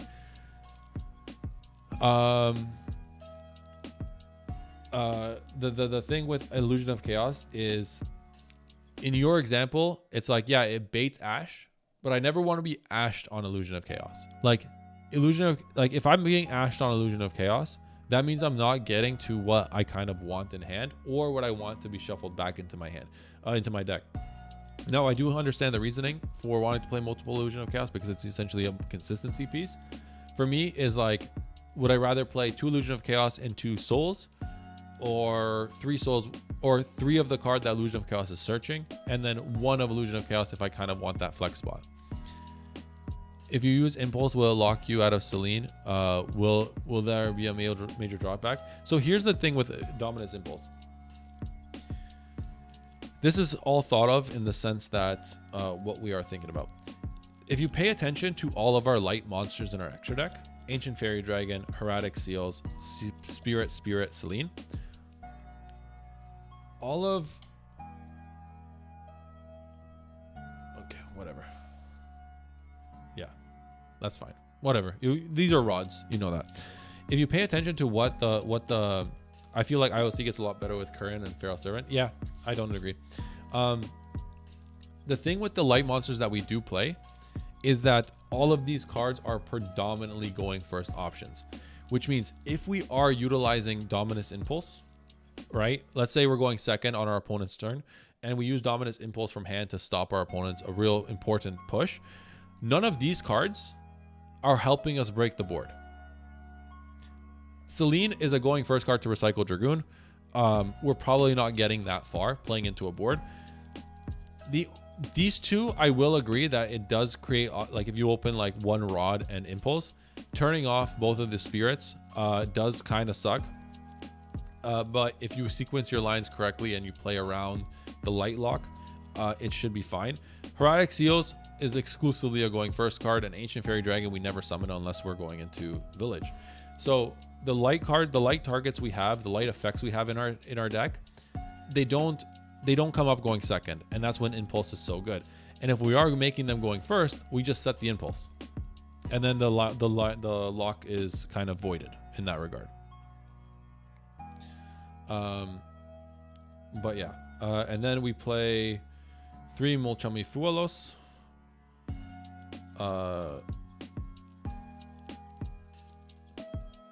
3 Ash Blossoms, 2 Bystials, and 3 Imperms. Imperms are just so good. Bystials, and 1 Called By, sorry. And the Bystials are so good because the Bystials, we can search them in combo. Now, I know that some of the best decks don't really care about Bystials. I think more than anything, they're used as extenders, and the ability to just be able to search a Bystial in those specific matchups where it's really strong is really effective. But they're more so used as extenders because we are playing a card like Bystial Dispatcher. Thanks, Matchy. You're amazing. Appreciate you, dude. Thank you for watching. I appreciate you so much. How do you like 1 Soul Servant? Weirdly feels like 2 is too many, but 1 isn't enough when I tried something similar. I never go into Soul Servant. Never. The only time I ever go into Soul Servant is if like I'm in really grindy games and it's my only spell in deck that I can search, or I hard drew it, so I just either send it off Diabell for a free draw to replace itself to potentially draw into a hand trap, or whatever the case is. Does the new card lose to 2 Dominuses and the other one? No. So the new card, if you play it as your first action, then no, because we have nothing on a field for them to negate with Dominus. So if Curran is our first action and it doesn't lose to a Dominus card, which is great. Pharaoh Servant, the same thing. If it's our first action, it doesn't lose to a Dominus card. If we start with Rod, then yeah, you start losing to Dominus cards, but what can you do? Yeah, so that's my main. And then for my side deck, I hope you guys can see through the chat, right? Can't 3. I've never. The only card you brick on in this deck, like if the only hard brick in this deck is Hollowed Azamina. These 9 cards, the 3 Deceptions, 3 Witch, and 3 Wanted, I have never in my life bricked on them. Never. I have. What about chaining Wanted to Servant to add Gaze to get the draw? That's what I mean. Those niche scenarios where, you know, Soul Servant as an extra card in hand feels good. And that's why it's there. That's why it's at 1. I can get it when I need it. If I don't need it, then I don't get it. Simple as that. What about turn 3, 4? How do you recover Gaze? That's what I mean, though. Like, I never search. Like, the thing is that a lot of lines that I see online is people are going into Soul Servant first, using it. I keep my Soul Servant in deck. If I get to my combo without Soul Servant, I keep it in deck for the grind game. That's what I mean. So turn 3, 4, that's when I utilize Soul Servant to recover the either the Rod or the Gaze or even like a D-mod. Do you ever run into the problem of running out of Gaze? No. No. Is Primary Roar predominantly just as DM Turbo? Correct. So Primary Roar is really good because one Primary Roar and Rod can get you into D-mod, get you into all your stuff, and this spatter can recycle the DM from the Banish Zone, keeping Primary Roar online. And there are really cool situations where if you go something like Primary Roar, if you start with Primary Roar, summoning DM with something like Magician's Rod, you can do everything you want to do. You can do the full, you can do everything you want to do while keeping Primary Roar as a fantastic interruption. Another cool thing is if you open Rod, Souls, and Primary Roar, right? If you choose not to start with Primary Roar, or whatever the case is, if you choose not to start with Primary Roar is fantastic Souls fodder, because Rod and Souls is going into your seals while dumping either DM. Your Rod and Souls is going into seals while dumping Diabellstar and DM. So when you get to a point where you have Rod that turn into your Spirit, and then Spirit grabs you Mausoleum, which dumps DM. Now Souls sends your Mausoleum and a Primary Roar to draw 2 cards, while Primary Roar being now live in grave as an interruption for your opponent's normal summon. And that's why Primary Roar is so good. So like, there's so many interesting applications with Primary Roar. You could play this card at 2. You can play this card at 3 as well.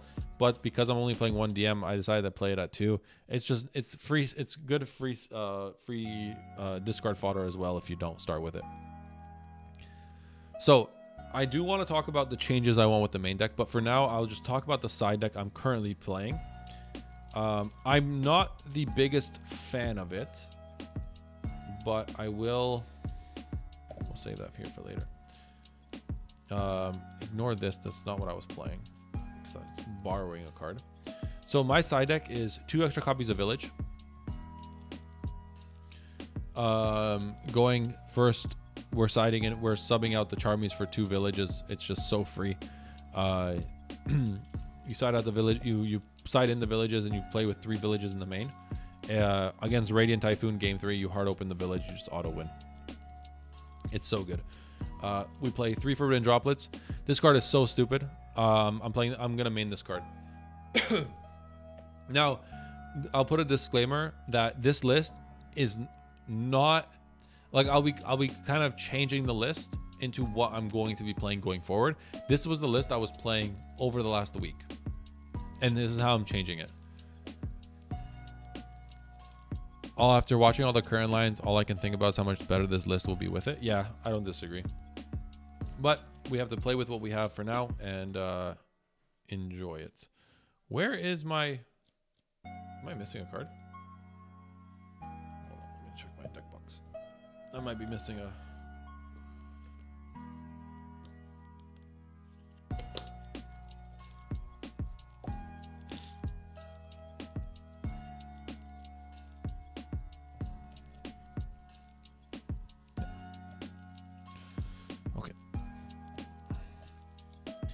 And then I'm playing 3 copies of Lancia. So the reason why 3 copies of Lancia, this is predominantly a... yeah, Droplets is so good. I'm playing 3 copies of Lancia. 1 FTK Scare the Shiza out of me. FTKs terrify me, whether it's Mermail, whether it's what's the other? Well, Malice is also still very much prevalent. Malice is not dead. So Lancia is something I'm playing in the side. Alternatively, something that's has a huge resurgence is White Forest Demod, and a lot of players are on it. So there were times at a case event where I was anticipating Demod is a new card. A lot of people are going to be experimenting with it, and Lancia just turning off the mirror match completely. Like, this card shits on the mirror match, or it shits on Malice, it shits on White Forest, Demod variants of White Forest. Like, I think Lancia is just so good. I love it. Then we play 3 copies of Evenly Matched. A little disappointing. I thought this card was gonna be so much better. It's not as amazing. It's still good. I just don't think, like, I think in combination with something like Droplet, that's when it's gonna be really good. Evenly Matched is very good. It just, in the last week of testing, it hasn't come up enough to the point where I loved it, but I'm still going to be keeping it in the side to test with it. Then I play 3 Nibirus, and I played 1 Feather Duster, which I borrowed from a friend, but I returned it. So that's the list I was playing with the side deck, and this is the list I played over the week. And now there are some changes I want to be making. And I'll end the stream by kind of just going over the changes and my thought process behind it. The biggest gripe I have with this list, there are many gripes, but the biggest gripe I have with it is I think it becomes even better when we have a ability to push going second. Azamina is fantastic, but I feel like it just is a little too weak to make significant pushes going second. And because of that, I want to add the Shining Sark engine. And the Shining Sark engine I'm going to be adding in this list is 3 copies of Girl, 2 Sarks, and 1 Gandora. Now, I know a lot of players are going to be talking about... I think a lot of players are going to be, when siding in this engine, they're going to be playing the 1 Dark Magician. I think is... I think the 1 DM brick versus the 1 Gandora brick, both are bricks in their own regard. I think if I'm bricking on one of these cards, or a Garnet on one of these cards, I want that card to be very impactful when it resolves. So this is the reason I'm playing Gandora, and there are other reasons for playing Gandora. So how does this list look now with the Shining Sark stuff? Let's move all the non-engine out of the way and the side deck out of the way. And there's also something I'm gonna be changing in the side deck, but I'll be talking about that later. I think Shining Sark works perfect going second. Gandora is literally a game winner if it resolves. So not only that, Andrew, but Gandora is a card that allows us to push through boards if we get obliterated by interruptions. And I'll explain how in a minute. So let's put all the non-engine away. Something for this specific list, what I will be doing is let's say we have 5 slots that we have to cut.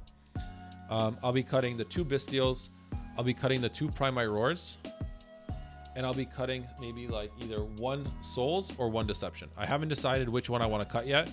I'm probably going to be cutting the Souls, but the idea of Souls is that Souls is now a little bit stronger, because if we can dump something like DMG and go into Miasma, so maybe I'll cut the 1 Deception, and I think that's the 5. We'll cut these 5 for these 5, and we're essentially adding 5 more. Oh wait, no, that's 6 cards. I'm so dumb. Oh my god. How do I do this in my head? How do I do this? I remember building this list I remember building the list. I don't remember how I did it. Regardless, we'll figure that out later. But this is about 41 cards. No Dark Magician for Shining Sark? No. I don't think we need it. So, and the reason for this, let's assume there is just so much I want to do. I want to keep pushing with this list. I'm going to put the non-engine stuff. The non-engine stuff, it's very flexible. We'll put this aside for now. And I want to talk about one more thing in the future, but we'll get there when we get there. So the reason why we want Shining Sark now is Shining Sark is really... So the one thing I really despised with Shining Sark very early on is I hated the idea that both of these cards require a discard. Now, the underlying issue is, hey, we just lose the draw, which unfortunately isn't wrong, but are you going to max rarity the deck? I think the deck, outside of DMG, the deck's already max rarity. I think I need to get QCR Soul Servant. Oh, I got QCR Wanted. Nah, will I max rarity the deck? Probably not, but I like shiny cards, so maybe, who knows. I play 2 Girl, 1 Gandora, 1 Shining Sark, and MD. See, that's not bad either. But so my biggest gripe with this engine was how much investment you need to send. Oh no, I have the I have this one. Francis, hold on, where is it? I have this one as a QCR. Well, you see, look, I have this one as a QCR, and it just shows that my bias is not real, because if I was biased, I would, how many cards in the deck? 41. 40 or 41. If I was biased, I'd be playing this over Gandora. Oh, Espada Gaming just subscribed. Thank you so much for subscribing, my friend. I appreciate you so much. If I was biased, I'd be playing this over Gandora. That just shows you I'm not biased at all. So the reason why I really didn't like this, these engines together originally, was that they were so heavy on the hand in terms of resources. Now, typically, the cool thing now is, after some studying, I guess you could say, is that these two work in synergy, in the same synergy, in terms of the Shining Sark stuff trades for the same discard. Sorry, you have a 2-for-1 value with the discard. So assuming you're using these two and your discard, right? So in this hypothetical, we'd be discarding 1 card off Dark Magician Girl, the Magician's Apprentice, and assuming this card gets negated, right? Or whatever. Let's say this card even resolves. The cool thing is that we can now get Shining Sark on the field, or whatever. Even if this card is negated or doesn't get negated, Diabellstar can send whatever. Thank you so much for building this deck list. I've learned a lot. Isaac, thank you so much, man. I appreciate you so much.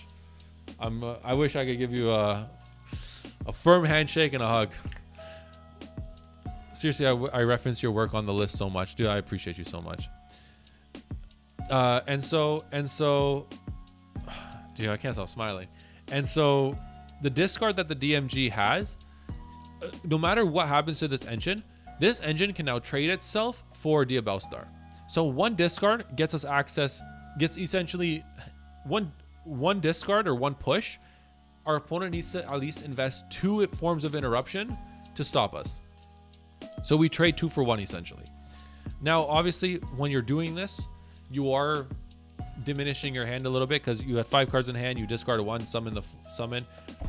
Now you have 3 cards in hand, and now you have 2 cards in hand, which is heavy on the hand, which I do agree. But the idea that you can play through multiple layers of interruptions, and did you show the Gandora tech yet? No, I haven't, not yet.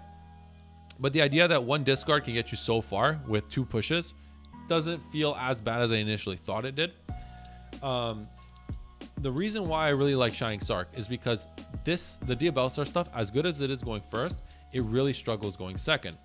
So the idea that that Shining Sark can attempt to demand an interruption from your opponent or start your combos by itself is fantastic, because the Shining Sark is my personal favorite. Dark Magician Tactics is the go to Shining Sark, guys.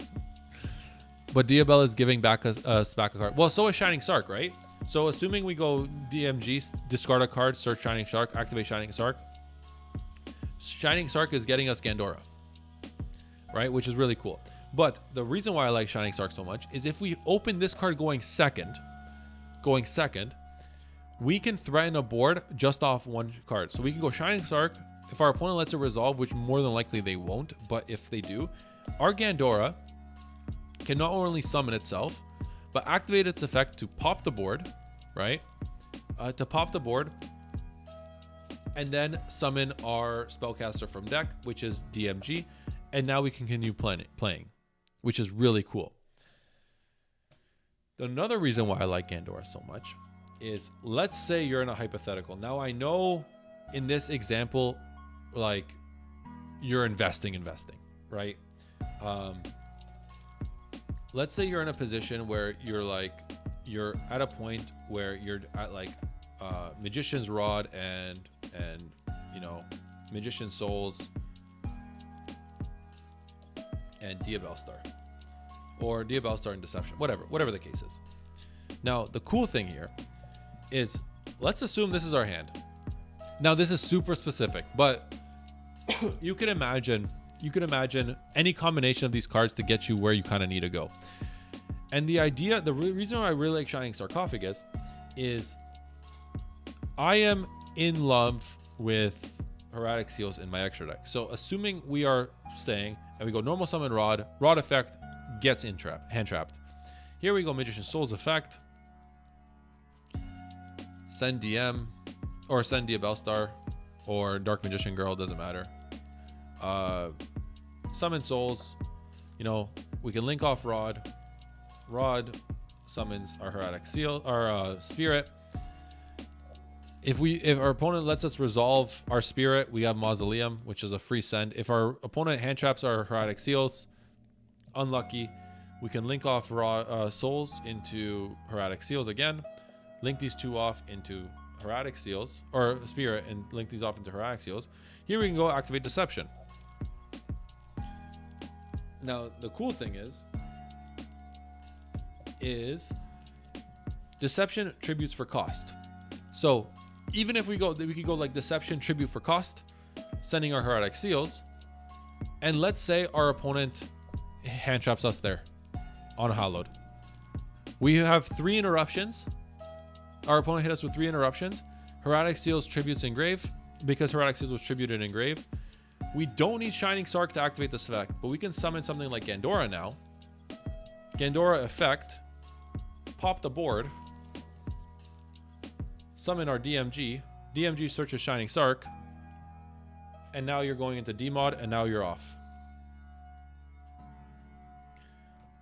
Now in that specific example, like, we played through 3 hand traps, but the idea that like we can now go into Deception, we can go into something like Deception and Seals through multiple lines, because that's actually not that bad, right?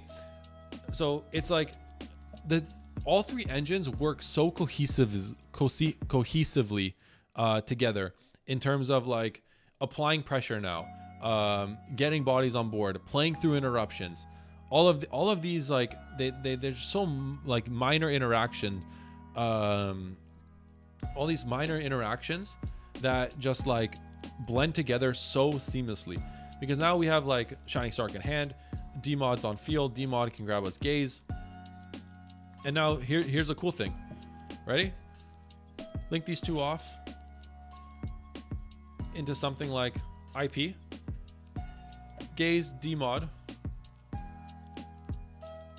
into Master of Chaos, grab back Diabell if we want, and then Diabell's effect allows us to set Deception again, or Wanted, or whatever. Now Deception can't activate it, can't be used because it was negated in this example.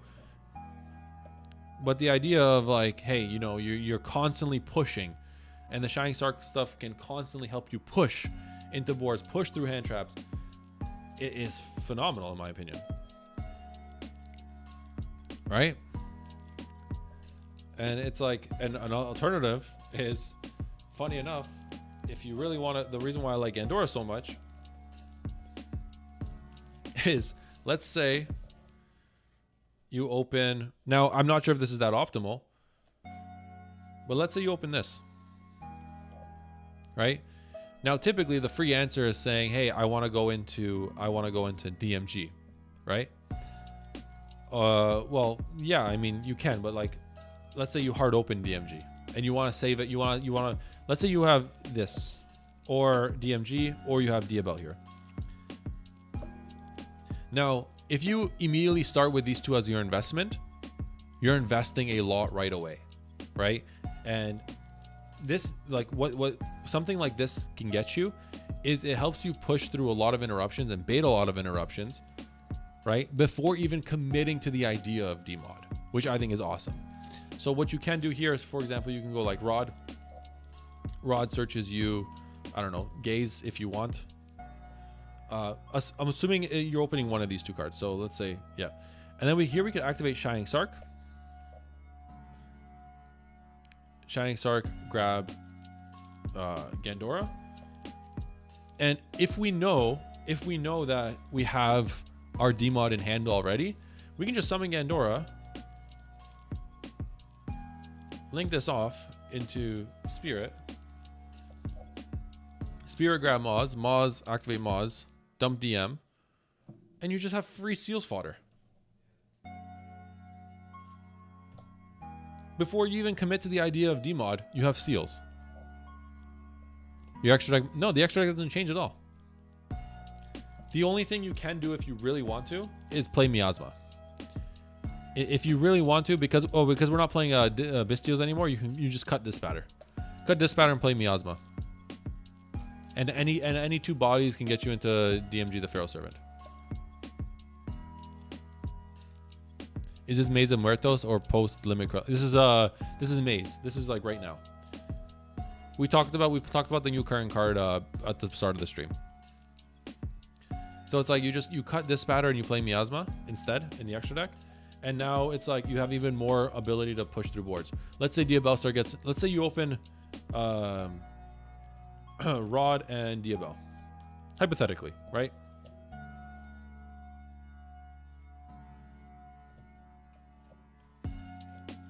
Or not Diabell. Let's say you open Wanted, or it doesn't matter. Diabell is fine, right? Here we can go something like normal Rod. Let's say Rod gets interrupted. Pitch a card off. Pitch a card for Diabell. Diabell can set our Deception, because only Imperm can target this. So if Rod baits the Imperm, we're big chillin'. We can activate Deception, and here we can do something like banish Diabell for DMod. DMod can grab souls. Now this isn't like that optimal. I'm still really practicing with the list, because ultimately here you kind of want to just go for Gaze and go for a push. But let's say you already open Gaze. Let's say you already open Gaze and you just want to extend. You can go souls, sending DMG, summoning souls. You link these two off into your Miasma, and then Miasma add back DMG. And now these two can go into like IP, or not, you can't go into IP with the Link monster, but you can go into something like SP, or you can even go into something like straight into Selene if you want. I don't know, it's one of those decks where like everything kind of flows together much nicer, and I feel like its pushes going second is much stronger, which I think is really good. Will the whole video be up for replay? Yes, it will be up for replay. Barone we gas here. Tell me about it. I was just thinking that bring our DM back friend. Bring back our friend, our DM friend. Yeah. So I think like, yeah, the deck's ability now going second is really, really strong. We have so many more pushes. We have so many more lines to village. And the cool thing is, the thing that I've been kind of experimenting with is I played this list without Shining Sarc for the first week of Maze of Muertos being released. In fact, I tested this list as like a full Shining Sark variant and as the Diabellstar variant. I never really mixed them together because, like I said, I wasn't a huge fan of how they were they intertwined with one another. What I have been doing in the limited testing I have been doing up until this point is, if I open both of these two in my hand, I am very confident in my abilities as a player to kind of play with just Diabell and keeping this in hand. There have been multiple game states where I end my where my one Diabell or my Diabell and Rod, like you mentioned, like you guys saw in my combo video, on YouTube. If you did end up watching it, if you haven't, please check it out. The amount of times my end board is this. My end board is this with just Azumina, and without even activating my Dark Magician Girl in hand. Like with this specific end board, what is DMG adding to it? Nothing. Maybe potentially an SP on top of it, but is that winning your game outright? What I have been doing is just playing with the I've just been playing with the Azumina engine or just the Shining Sark engine, and I just keep the other engine in hand for follow-up. Like, you're not dying through this. Yes, Deception is a 3 or 2 of in this list. I haven't yet decided on the ratios, but I've been working on it. I think I'm going to be playing 3 Deception.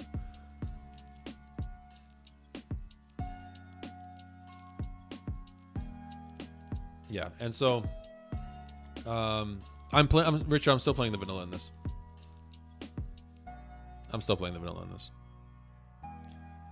I'm liking this deck, man. I'm so far 5-0. Let's go. That's what I'm talking about. But yeah, and like I've had game states where you know, I just play with the Azumina stuff, and I just keep the Shining Sark stuff in hand for follow up. I think we could start with Sark so we can eat hand traps, and then you send the other stuff off Sark for food for Witch. That's also a fantastic point, Jose. Absolutely. I mentioned that when I first started talking about Shining Sark and how the one discard off DMG is treated also as the discard for Diabell, because Diabell can just send the DMG after.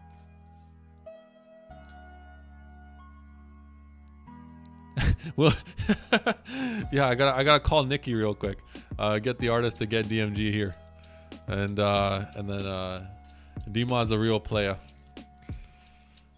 And yeah, so that's the idea. And then something, because we're already on the subject, with the amount of non-engine I'm playing, something I do want to experiment with. Jacob, how's it going, brother? Something I do want to experiment with is... Oh, I don't have it. In the side... I don't have my staple binder here. My side deck will change with this too. So... in playing, there are a few things this deck dies to. It dies to Droll, and it dies to Molcharmies. My side deck will be as followed. In the main, I'll be playing Forbidden Droplet. I don't know how the non-engine is going to be shaking out in the main yet. I still want to test it, but Droplet's going in the main, whether it's at 2 or 3. What's your deck list? Neg. I'll show you guys after, once I've done making this point. In the side, I don't know if I want to play Nib. I for sure want to play Lancias. I for sure want to play the 2 Village. So that's 5. And then we'll play 3 evenly for now. We'll play the 3 Nibs for now. So 5, 8, 9, 10, 11. And then the last 3 cards in the side, I want... sorry, that's 11, right? 5... Yeah, 11. So my 12th card will be Crossout. My 13th card will be 1 Droll and Lockbird, and my last 2 cards will be the 2 Perulias. And I think that's what it's going to be. So it's going to be this side deck with 1 Crossout, 1 Droll, and then 2 Perulias, potentially. I haven't yet decided. I do want to get a few more opinions on it and kind of decide. But this is kind of how I'm going to be taking the side deck going into the side deck going into my. Are you missing Droplet now? Droplet's so good, I'm putting in the main. But yeah, this is kind of how the side deck's going to look. I mentioned Evenly Matched is underperforming. It's underperformed Probably because I haven't seen it, and I haven't seen it with impactful cards in my hand. Like, there are moments where I have evenly in hand, and I just go, okay, evenly matched, and I either have no follow-up or what, or you know, my opponent just negates it. So in that regard, it has been a little underwhelming. But I want to keep giving it a try because I think the card is really good into a lot of matchups. So that's going to be it for the side. For the main, I'll go over the main to end off the deck list. We go 1 DM. Oh, I shuffled my deck, unfortunately. We go 3 rods. Either 2 or 3 souls. For the purpose of this, I think we'll just go with the... I don't know. We'll go 3 souls for now. 1 illusion of chaos. Sorry for the glare and the mess. And then we go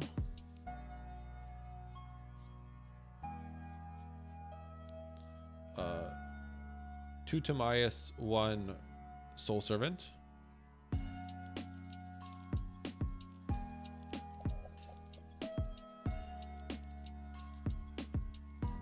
1 Village, 1 Mausoleum.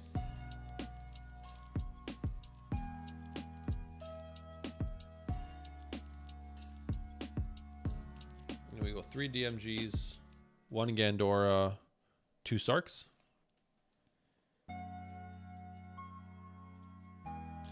This is what I'm going to be taking into the weekend. I have for sure 1 big event, maybe 2 events that I want to go into and to really test this. 2 Diabells, or sorry, 3 Diabells, 3 Wanteds, 2 Deceptions, 1 Hollowed. That's 1, 2, 3, 4, 5, 6, 7, 8, 9, 10, 11, 12, 13, 14, 15, 16, 17, 18, 19, 20, 21, 22, 23, 24, 25, 26, 27, 28. 28, which means 12 room for 12 non-engine. We'll probably go 29, 30, 31, 32, 33, 34, 35, 36, 37.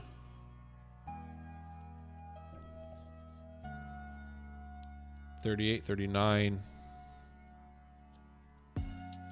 40, 41, 42. Yeah, I think 42, 43 cards. Probably cut 1 souls. 42 cards in the main. Something like that. I don't know. This is rough. Something like this. Oh, dude, I 3 Wanted because I want to see Wanted if I open 2 Wanted, I'm happy. I want to see Wanted as many times as possible.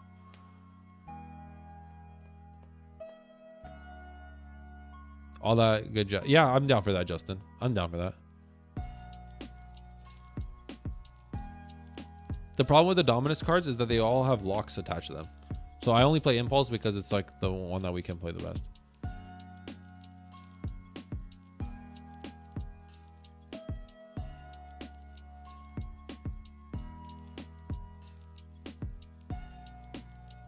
Are you playing Saint Azmina? No. So I'll tell you why I'm not playing. So Saint Azmina has the same problems that it's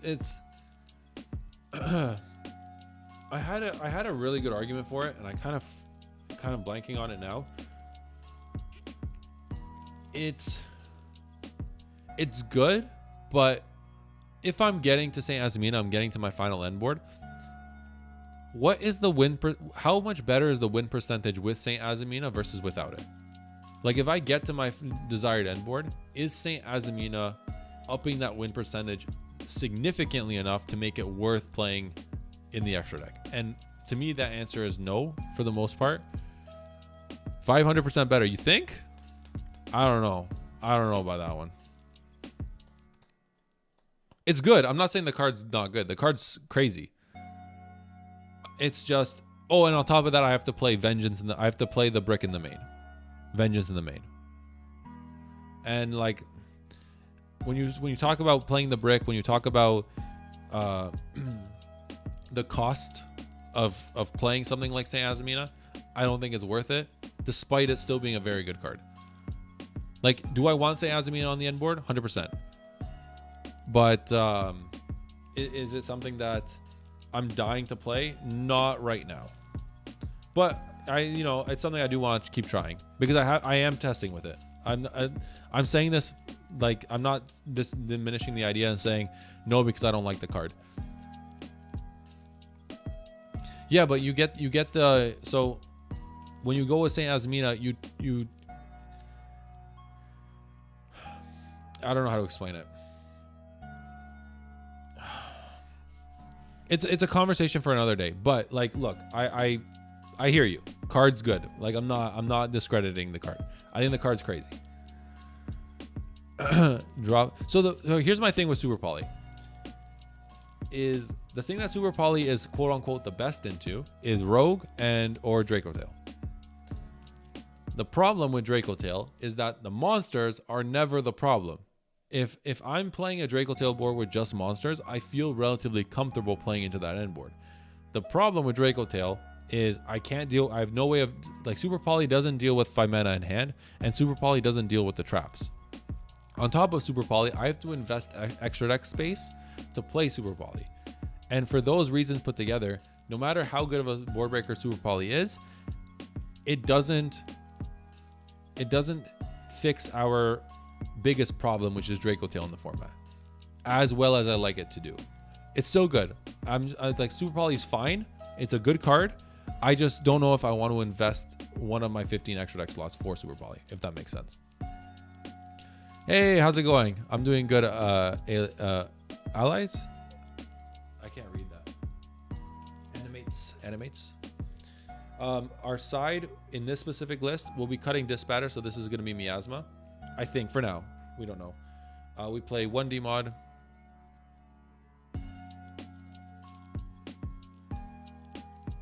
Saint Azamina takes your end board from 2 Omnis to 2 Omnis and a Floodgate. I've been pushing this for a while. It seems to have a lot of friction. Like, it's not... Look, the card's not bad. And the end board's objectively good. But at the cost of getting to that end board, you are playing a brick.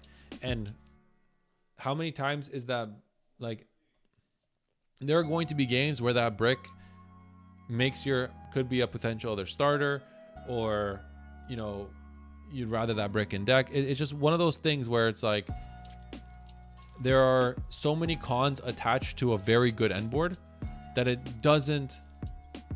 In a deck like DM, sometimes those cons can be catastrophic. It's not that... I'm not giving Saint Azamina friction because it's a bad card, because it's not. The card's crazy. It reads crazy.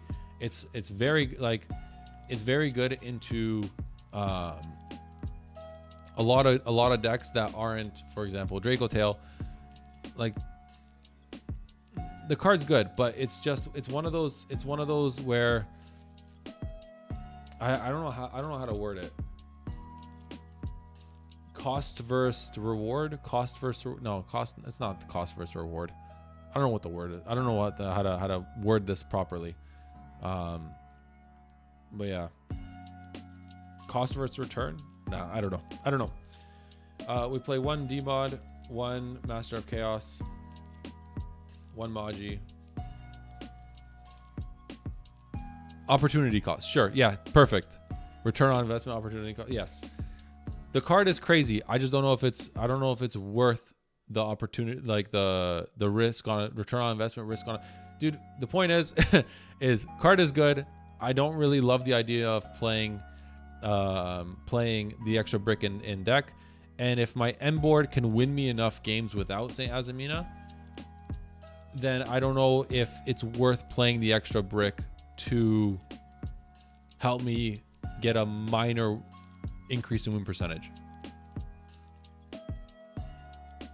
That's all. That's not to say the card's bad. It's not. It's a very good card. I really enjoy Saint Azamina. In my testing, in a deck like this where the extra deck is so tight, yeah.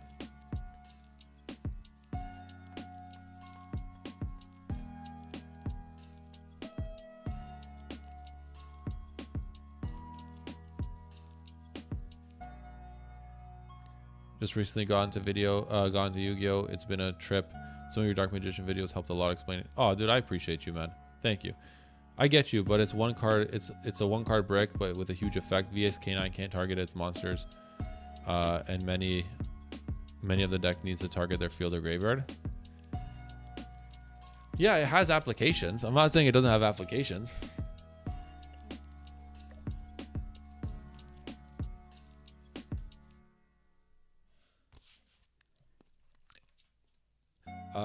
And we keep playing with Chorozo, Rusiliago, Sylvia.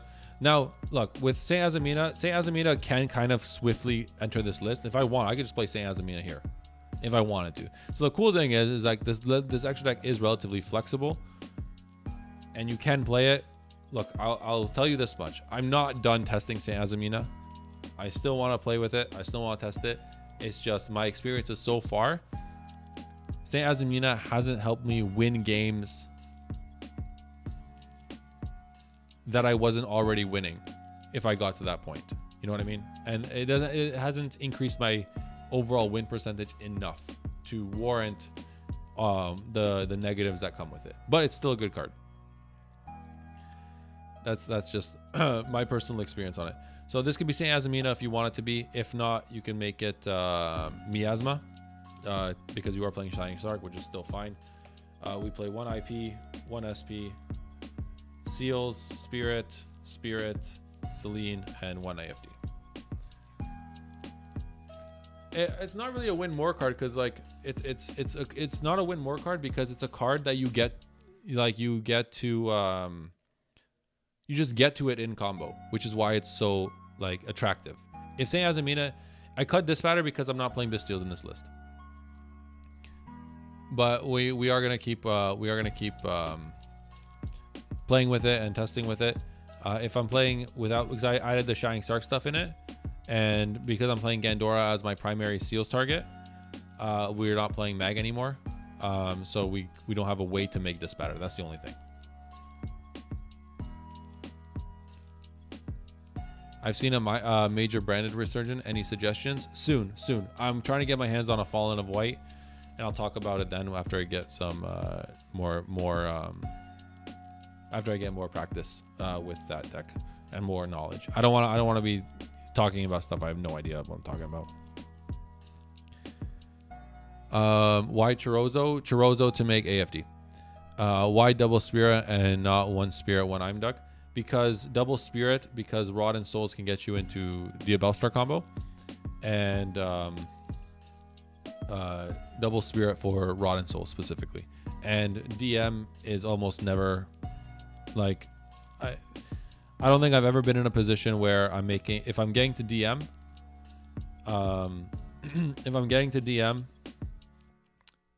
I more than likely would have summoned Souls instead of DM. Right, because I'm like Gaze can shuffle from grave, so for that reason alone, it's just like Spirit comes up more than I'm Duck. But yeah, so that's the list. That's the list I'm going to be testing with for the weekend, and we'll see how that goes.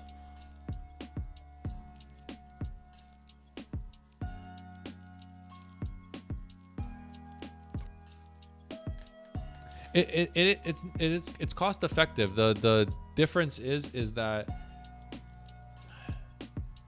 it's not about what, like, when the card works, when everything resolves the way it's supposed to resolve, the card's crazy. The card reads crazy. But like, yeah, look, I hear what you're saying though. I'm not arguing against Saint Azamina because I don't like it. I like the card. It's just I haven't found myself winning more games. That's just, it starts and stops there. On top of that, if I'm not finding myself winning more games with the desired end board, if I hard draw Vengeance, it feels so bad, and like I feel like I lose more games drawing Vengeance than I do with ending Saint Azamina on the board. That's kind of the general idea, but I'm not giving up on it. I like the card. I want it to work. I'm not giving up on it. We're going to keep going with it. Bystials are dead against most decks right now, which is why I opted to cut it. But if Mitsurugi comes back in a Vengeance, Brandon comes back at full force, I think we can see a resurgence.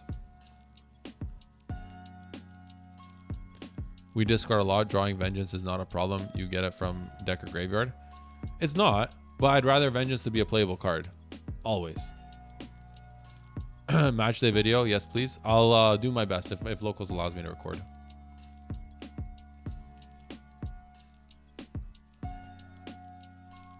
Anyways, thank you so much for watching. I'll end it there. Dark Magical Curran video coming soon. That'll come soon in due time. For now, thank you so much for watching. Can you search, hey Machi, can you search Queen Azamina with Rusiliago?